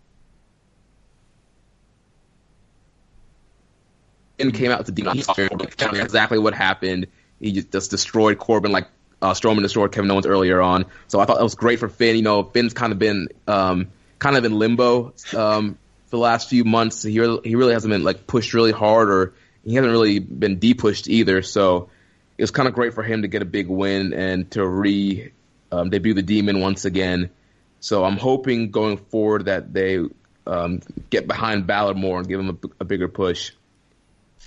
I guess if you want to be really negative, on the flip side, you can say it really took you really had to bring a Demon out to beat Baron Corbin. No, that was a strange but no, I'm not. I won't go down that route. Like, when the lights went out and, the smoke started coming up, I was just sitting, I was like, I'm still kind of expecting him just to come out as normal Finn Balor. And then when you started seeing him appearing, it was just, I text Clive straight away. I was like, couldn't believe it. So it was fun to see. It really was. That made the match itself more watchable. And yeah, the crowd was super into it because of the Demon. That was the biggest pop of the night. Yeah. Oh, that was the biggest pop. Unbelievable. That for me, I think that was probably the biggest pop of the night, outside of maybe Braun coming down. But like I say, and it was important, like you say, is that it was a squash that Finn, just from I don't even know if Baron Corbin landed any kind of offense whatsoever. I don't think so. It was pretty much. I don't think he even landed like a single punch or anything. It was just like Finn running through that guy. And I suppose, and I know we'll touch on it, but the following night, he finally gets his Universal title rematch, and we were speaking about Kevin Owens earlier, and I suppose if you keep up with that trend, KO will be getting his title shot again soon. So, but like I say, it was important that Finn win, especially come down in a Demon, but it was just as important they win it emphatically. Did you notice that we were all upset that KO got squashed, but really not caring that Corbin got squashed? Yeah, because Corbin sucks. Yeah, I do. That guy's agree a there. waste of space. I'm not a big fan of him, to be honest. Constable Corbin, I can take it, but it's just so random that he's now the GM of Raw. Yeah. So Yeah, I mean, I guess it's better to keep him out of the ring, but he's still going to be taking up multiple segments, so... I know, bizarre. Now, the next match, I actually completely forgot it was on the card until the music hit, the Jeff Hardy-Shinsuke Nakamura match. It was ho-hum, nothing great, but Jeff Hardy, I mean, he's said in interviews recently that he needs to calm down with the Swanton bombs, and then he does a Swanton bomb and lands right on, as you've said before, Jeremy, the hardest part of the ring. Yes, the hardest part of the... Dude, I'm like, what are you doing, Jeff? You're over 40 years old, like, your body's already broken down, like, you're pretty much washed already, like, why would you do a Swanton on the apron? I thought that was kind of a very, like, dumb spot for him to do just for his health and moving forward. And then he did the Swanton on SmackDown to Orton to the table again. It's like you're going out here saying you're hurting and that you want to stop doing Swantons, but now you're doing bigger Swantons pretty much back to back. I know. That was insane. When I saw that, I don't even know if I would have wanted him to land it on Nakamura, because I don't know if even that would have if that would have been better. Like, Nakamura could have died. Just absolutely no need for it. Especially for that match. I mean, that U.S. title match was not that important. There's not that much heat behind the feud. Exactly. Like, if you're going to do a crazy Swanton, save it for a bigger match that has heat and has a feud. But this match, I mean, at this point, we're all waiting for Rousey and the Universal title match. Like, just do a safe match and, like, just, do your quick little 10-minute match and get out of there. There was no need for that crazy spot there. I mean, the feud coming into the match was Randy Orton and Jeff Hardy, so Nakamura already, owns, was it 2 wins he had against him? And let's say it would have made more sense to have Randy Orton and Jeff Hardy, but I just didn't understand why we ran Jeff Hardy and Nakamura again, and then you're doing taking bumps like that. It's unbelievable. I mean, the match itself was fine. It was fine, but like you say, it was just. We were just kind of waiting on the final 2 matches at this point. Yeah, and I'm a big Jeff Hardy fan. I love Jeff Hardy, and I love Nakamura too. And so just kind of sad to see where these guys are at right now. Jeff, I mean, at this point in his career, he's pretty much washed since he's been in singles. He really hasn't had a standout match, and you can tell that he's just hurting. And then Nakamura, it's just I'm used to seeing Nakamura in New Japan. And so he's kind of like changed his style to being on WWE, and so it's just not as compelling to me. So yeah. That's the thing. Like, if you don't watch the New Japan product, or you didn't when Nakamura was in it, I think the closest version to the New Japan version of Nakamura you were ever going to get was his match against Sami Zayn. Yeah, because at that point he was still sort of transitioning to the quote unquote WWE style. So, yeah, I'd be interested to see where they now go with Nakamura. I'm trying to think who it could possibly be. Maybe that could be a position for Luke Harper. Challenge for the US title. So, literally, the only sort of mid-card babyface I can think of off the top of my head would either be Rusev or Ty Dillinger or R-Truth, but he wants to fight Carmella for some reason. and Ty Dillinger is busy in catering. So yeah, I don't know who they're gonna. Unless you just decide to go heel versus heel and put Almas in that spot. Yeah, I don't know what they're gonna do. Right, so second last match of the night. I'm looking forward to this now. We're nearly there, guys. It's been a long one, but there's been a lot to cover. No, I'm saying I'm looking forward to hearing your analysis about this match coming up now. Alexa Bliss versus Ronda Rousey for the Raw Women's Championship. Ronda Rousey squashed Alexa Bliss, and for me, I know Alexa Bliss is the sort of picture that's been put on dartboards for many a fan, but this was hard to watch. Does anyone else think that at all? Like, it it just wasn't a aesthetically satisfying squash match for me. Yeah, I almost feel like this match should have been similar to the Finn and Kevin Owens kind of thing. Like, Ronda should have squashed her in a minute. Like, just in kayfabe sense, Ronda has an MMA background. She's the baddest woman on the planet.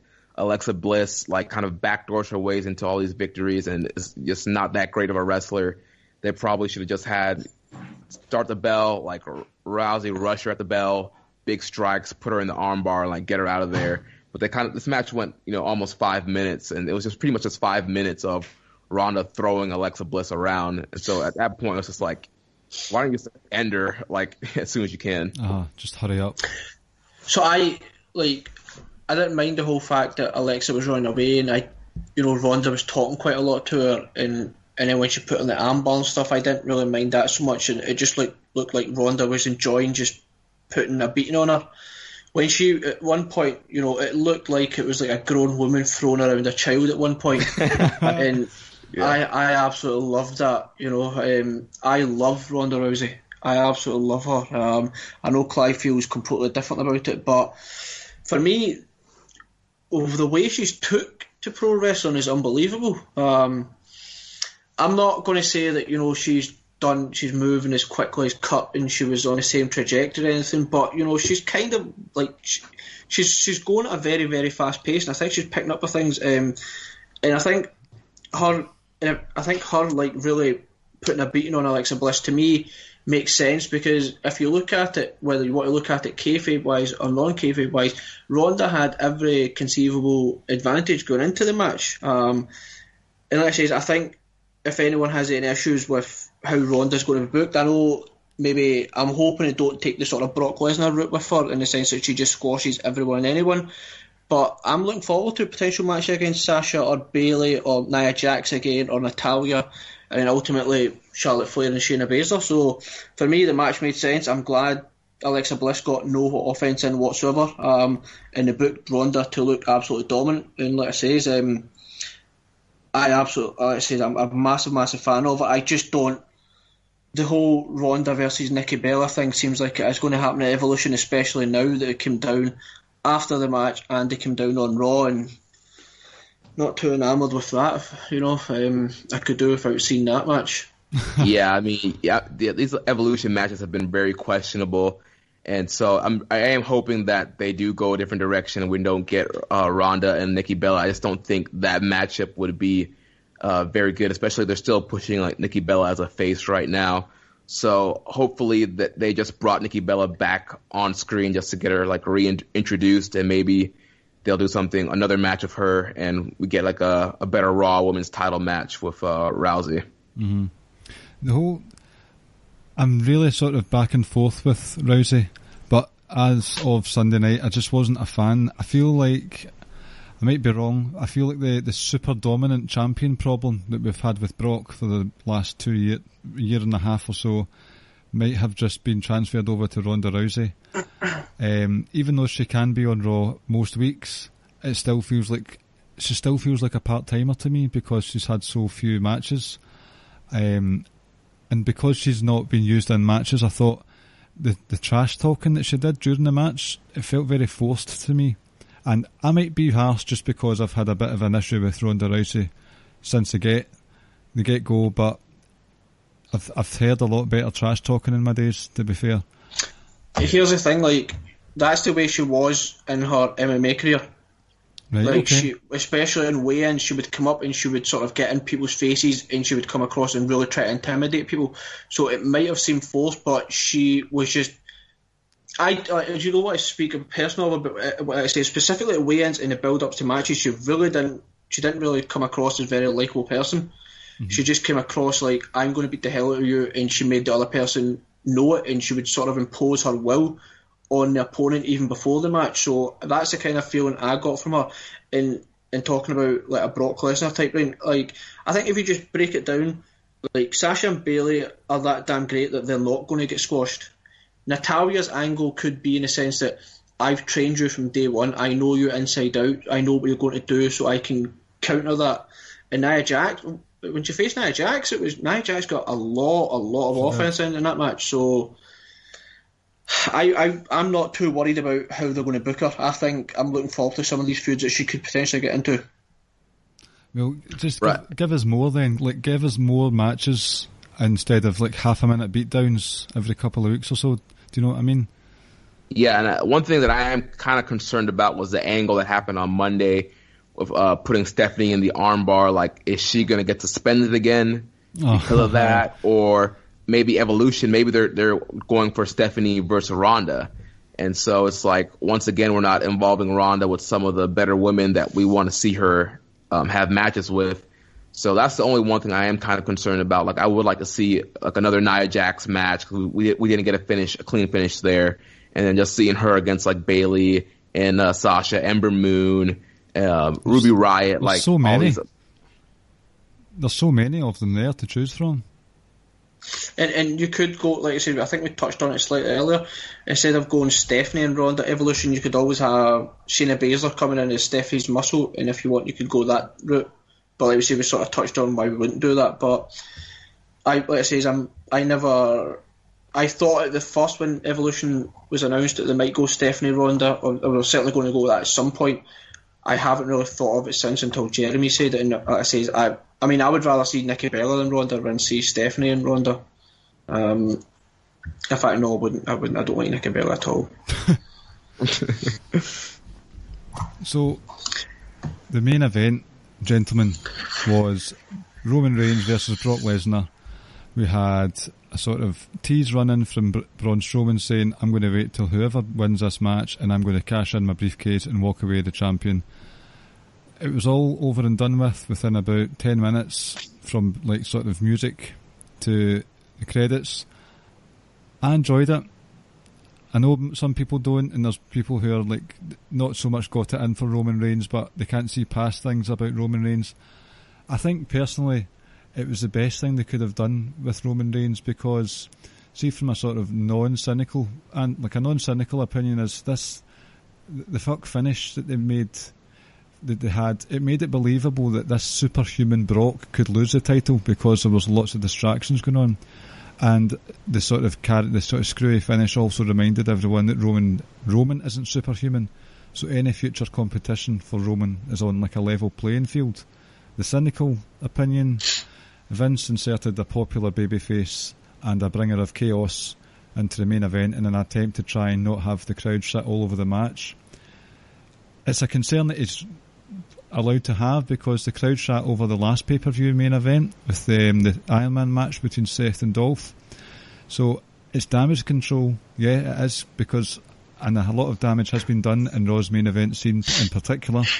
But if Vince wants to try and limit that damage control, then I'm all for him sort of dressing up the main event with some shenanigans and then sort of cutting the show short. That didn't bother me that much, to be honest. And I was just more relieved than just happy that the hierarchy's reasserted itself on Raw again, so more than happy with how the main event went down. Yeah, I think it was a kind of a smart move to have Strowman out there, kind of distract the crowd a little bit, and then this matchup went about 6 minutes. So I thought it was very smart on their part to book it to be short, get in, get out, give Roman the belt and like get out of there.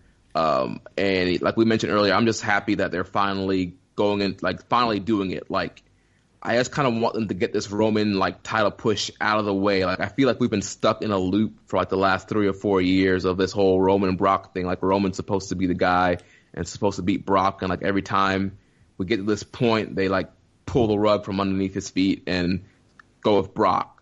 So I'm interested to see, like, finally, now that we have Roman, what's the game plan now? So I'm interested to see where they're going to go forward with Roman as the champion. And I think it's still, interesting to have Strowman with the briefcase, and seeing him trying to cash in on Roman every week should make for good TV.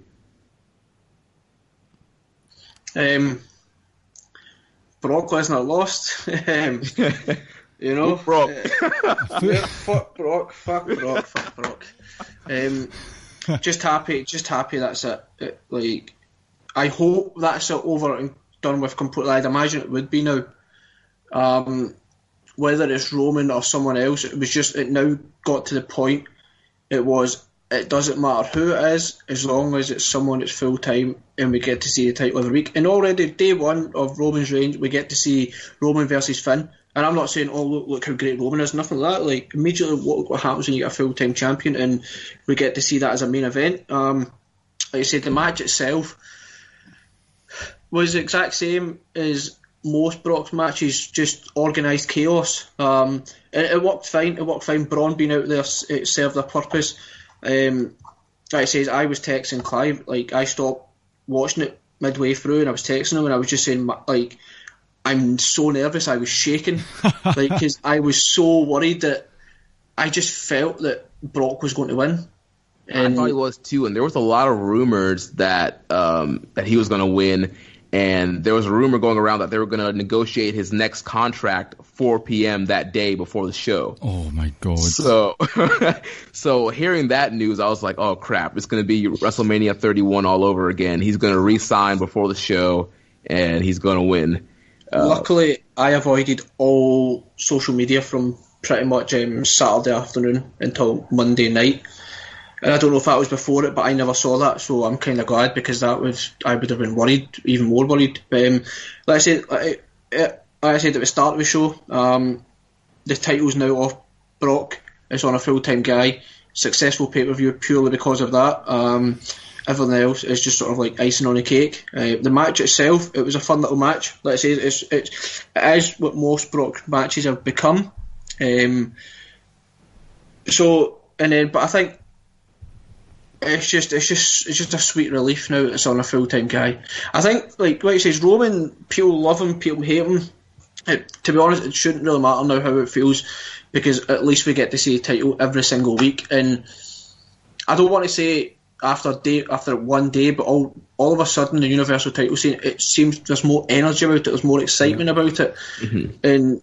And obviously what took place at the end of Raw on Monday as well is sort of like brought people's excitement levels up. So yeah, happy that Brock is no longer there, or no longer with the title. Like I said, I thought he was supposed to be advertised for the Raw a couple of days ago.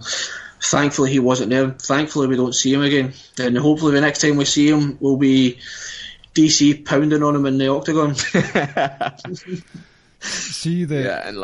I don't know how I feel just quite yet about like the whole Shield reunion with Roman Reigns. I mean, I definitely feel like it's a crutch to kind of make sure that Roman gets cheered, having Dean and Seth behind him. I mean, I would have kind of like to see what they could do with Roman by himself, but I guess we'll see what happens going forward. What do you guys think about the whole Shield reunion?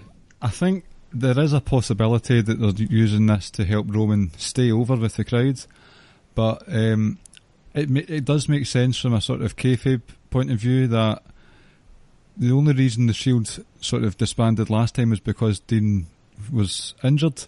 We don't know what the creative would have been for the next few months leading up to that. So from that point of view, they're still a brotherhood. They're still a unit. And Dean's back now, so that makes sense. Also, their dog, was about to be cashed in on after a really good competitive match against... That's the big dog to you. Sorry, the big dog.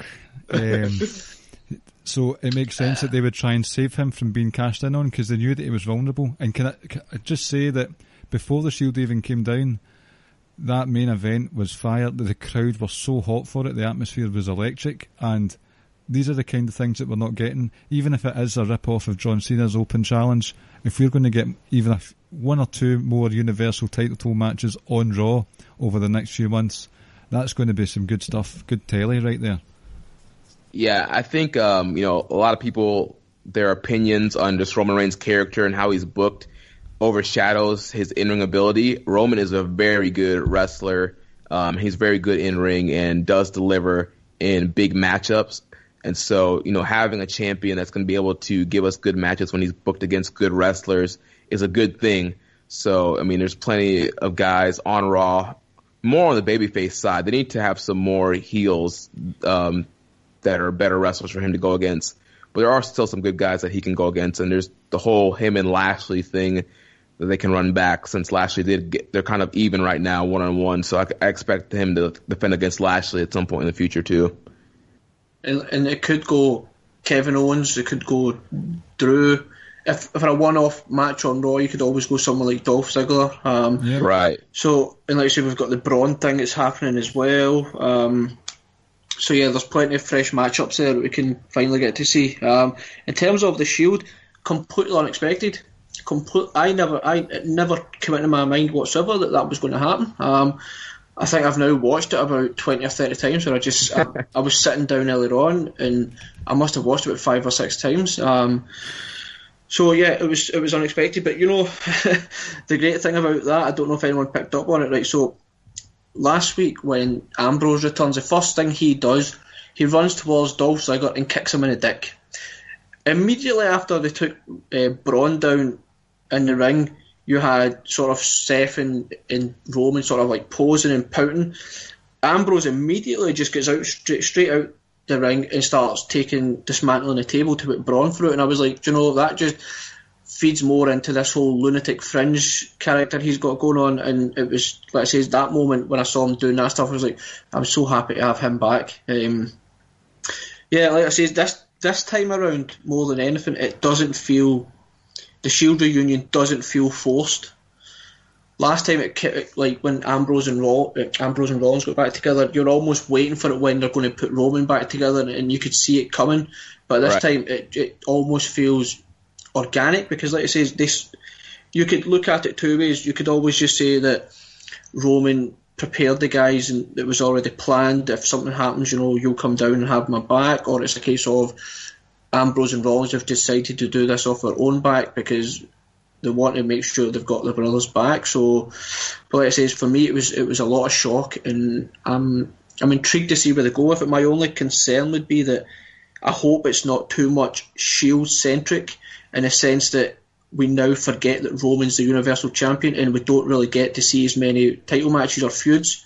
So I'm hoping, like I said, remember when Dean Ambrose had the US title and he never really defended it? I'm hoping we don't get that sort of situation. But on top of that, I would give Dean and Seth the tag titles. I would put every title on top of the Shield, into the Shield.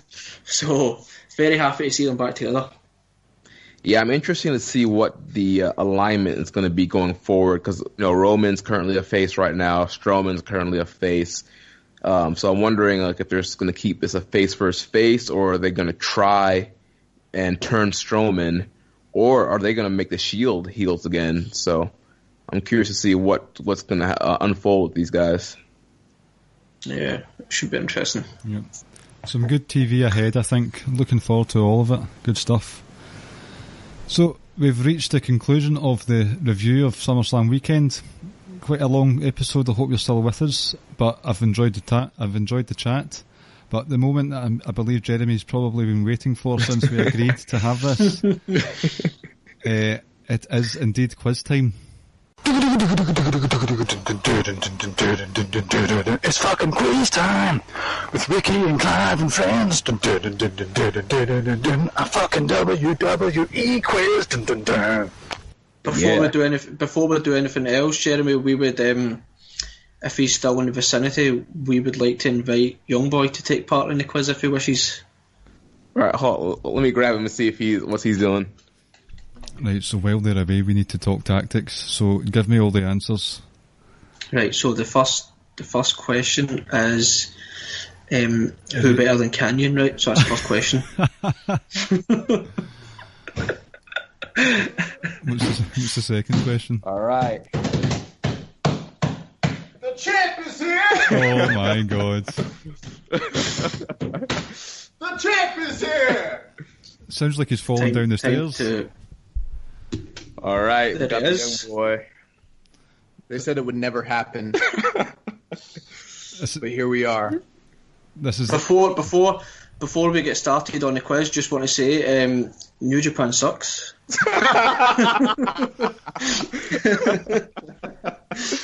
Oh man! Nice start to the phone call relationship, Ricky. Well done. Thank you for that. Well, remember we're in the midst of a blood feud at the moment. Yeah, there's so much heat. I can feel the tension. I can cut it with a knife right now. I just feel like if New Japan sucks so bad, then why is there little B shows like Cork and Hall outsell every single English and like Scottish and Irish show that exists.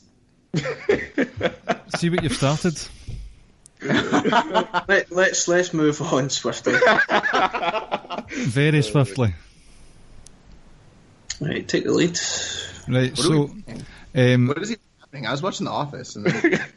First thing we need to do about the quiz is you obviously have to have your own sort of wrestler's catchphrase for a buzzer. So, Josh, you've just joined us. You need to give us your buzzer sound for the quiz. Oh man, Right. It's time to play the game. Right, okay. Jeremy? My buzzer's going to be Super Kick Party. And mine, just as a reminder, is, oh, it's true, it's damn true. Right, here we go.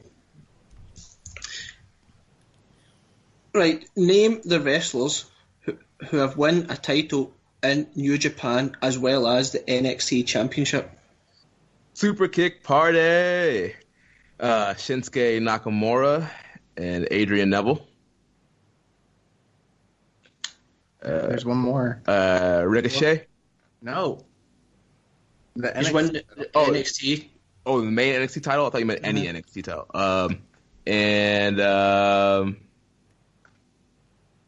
Nakamura. Finn Balor. Correct. Oh my god. Will I just leave just now if you're going to hit out with all these historical New Japan questions? Wait. What New Japan title are we talking about? It was any. He said any. Did you say Almas? No, I didn't. Oh, then you messed up. This is right. Anyway, let's move on. Anyway, I got the point. Right. Since 2000, name the wrestlers who have won the the IWGP Heavyweight title as well as a title in WWE main roster, NXT excluded. It's time to play the game. You didn't sound too convinced. Wait, so the question is, who's won the IWGP title and a main roster title? Yes. Okay, Shinsuke Nakamura, AJ Styles. There's one more I know. Yeah, there's one more. Brock Lesnar. There we go. Correct. Brock Lesnar. Right, Clive, I really don't expect you to get this one. Has Kurt Angle ever won the IWGP Heavyweight title? Yes or no? It's time to play the game.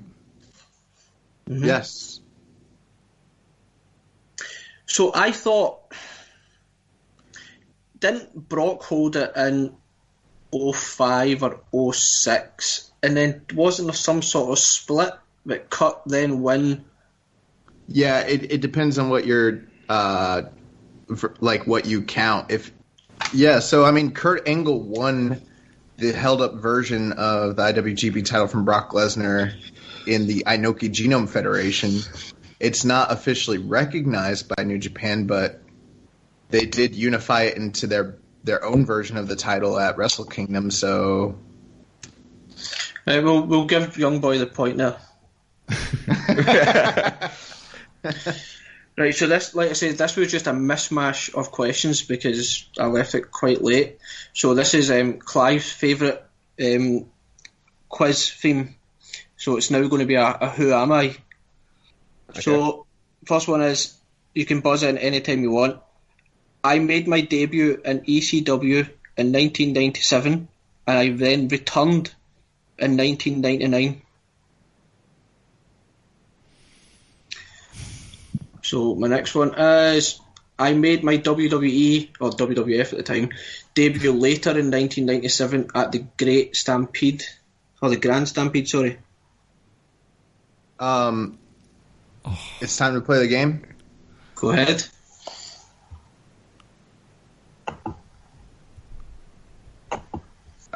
Is it Great Sasuke? It is not. Oh, I thought, right, so ECW. I think I know who it is then. Have you got any more clues? Yeah, any more clues? I win the WWF light heavyweight title. Oh, it's true. It's damn true. Go ahead. Is it Taka? Yes. Yeah. Dang it. Dang, yeah. I knew it was either Taka or Sasuke. I couldn't remember. The final clue was going to be I chop your pee-pee. I thought maybe that might give it away to him. Right. I made my debut in 2006 attacking Kane. I left in 2010 before returning in 2016. Oh, it's true. It's Sorry? damn true. Say that again? On you go. Luke Gallows. Oh, correct. Because it was fake imposter Kane. Yeah. Yep. Right, so number 6 is my favourite championship title of all time. Who had the longest reign with the hardcore title? The greatest title in professional wrestling history. Oh, it's true. It's up to Ricky to decide who came first there. I think it was Young Boy. We need to give it to our guest.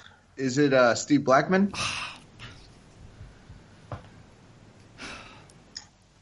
That's incorrect. What? It's incorrect. Is this another one of those stupid trick questions of yours?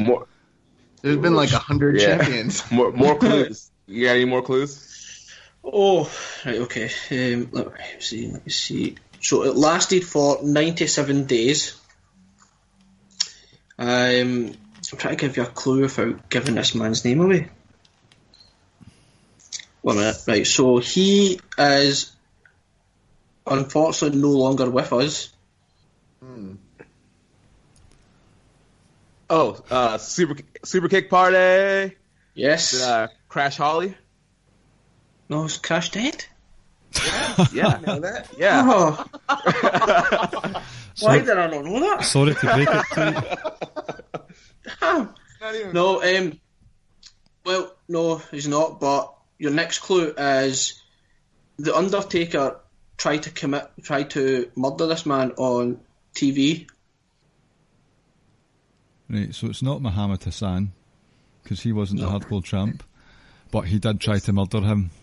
Is there a New Japan connection with this guy? Or no?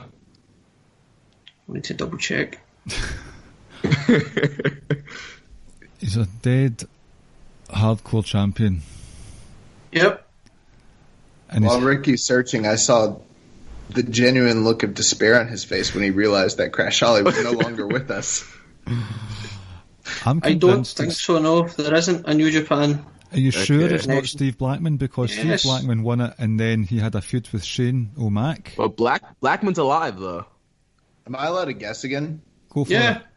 Okay. Well, it's not a New Japan. There's an All Japan Pro Wrestling. It's time to play the game. Yep. It's the Big Boss Man. My Correct. God. Crash Holly. Moving on. Sorry to break that news to you. I'm live on the podcast. John Cena beat Batista in an I Quit match. What was the pay-per-view and which year? It's time to play the game. Mm-hmm. Over the Limit 2010. Correct. Oh, that's pulled straight out the bag there. Yeah. Do you remember the finish?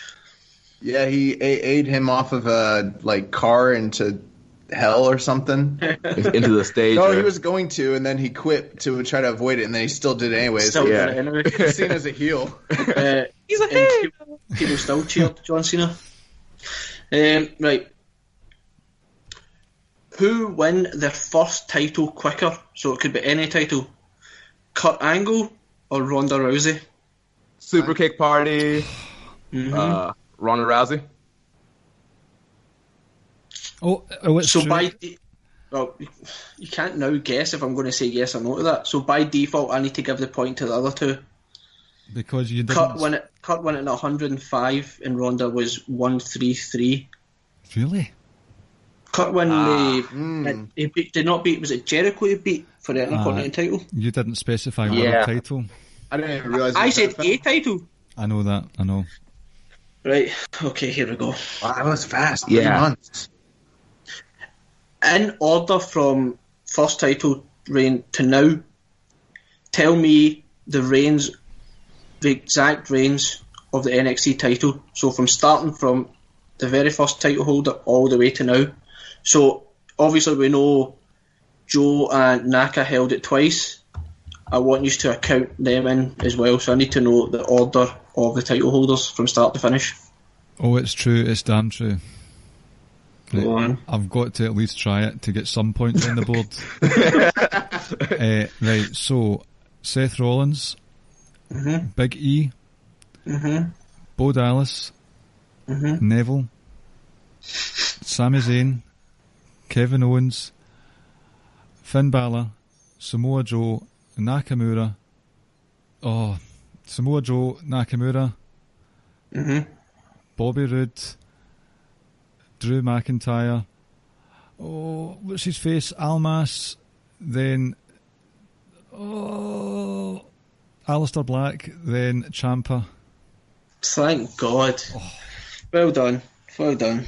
Proud We've of redeemed myself. ourselves. We've redeemed ourselves. after months of me talking absolute trash to these guys, we've finally got a point on the board. Can I just say we have no chance for this super quiz that we're planning to do one day. We've been threatening you, saying we're going to trounced you on the super quiz. I immediately regret this decision now. Well, no, the thing is though, as long as we keep we plant it in their heads that Rich might be doing a Hulk Hogan or to them, so he might turn and join us. As long as we keep that in our mind. Right, last question. I think Young Boys already win, but we'll say it anyway. What are the 3 longest reigns of the NXT title outside Finn Balor's? It's time to play the game. On you go. Oh, sorry. In order, longest to the shortest of the top 3. Okay, so start with the longest and then the next longest. Yep. Okay. The longest title reign. Oh man, they messed me up. I was just gonna name them, and now I gotta name them in order. I'm like,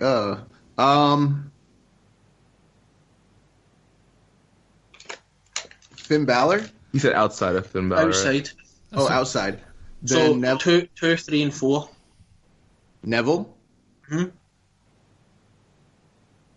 And then number 3 would be.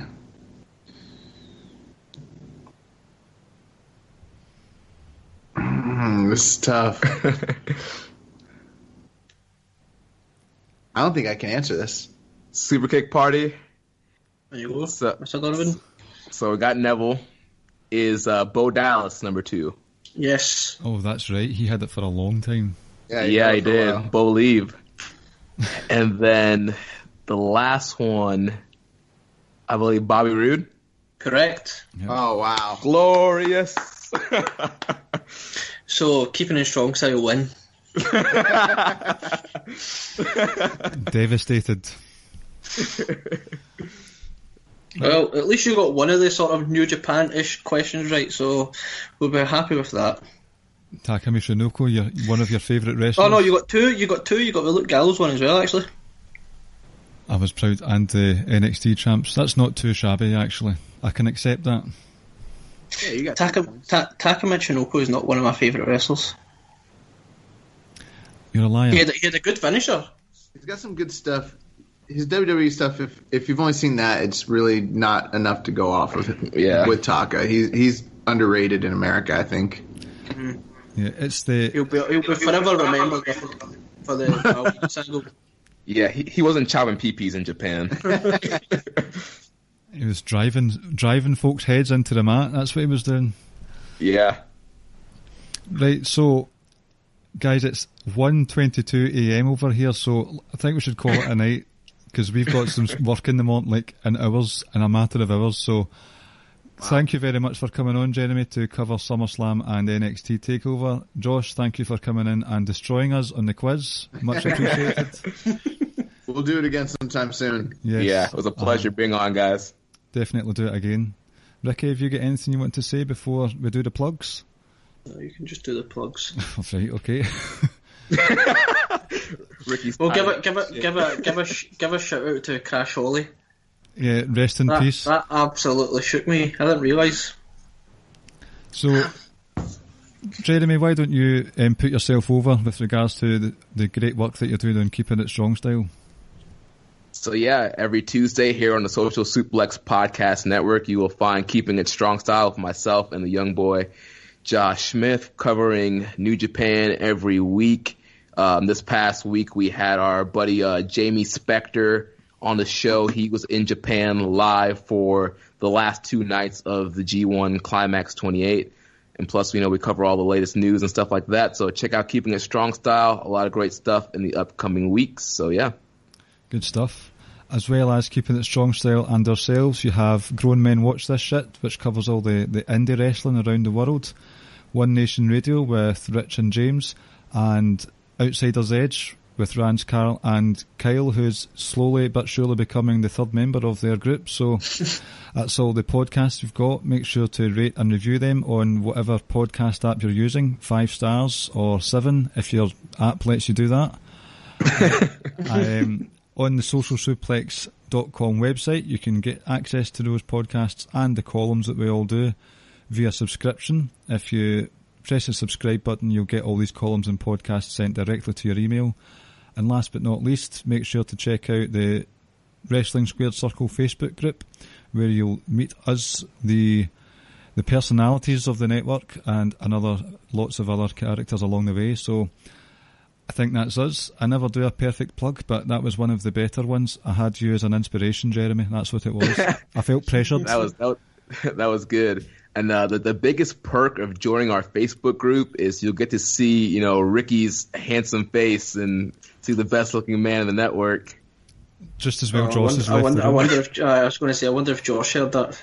No, I think he went back in his room. Back to check himself out in the mirror.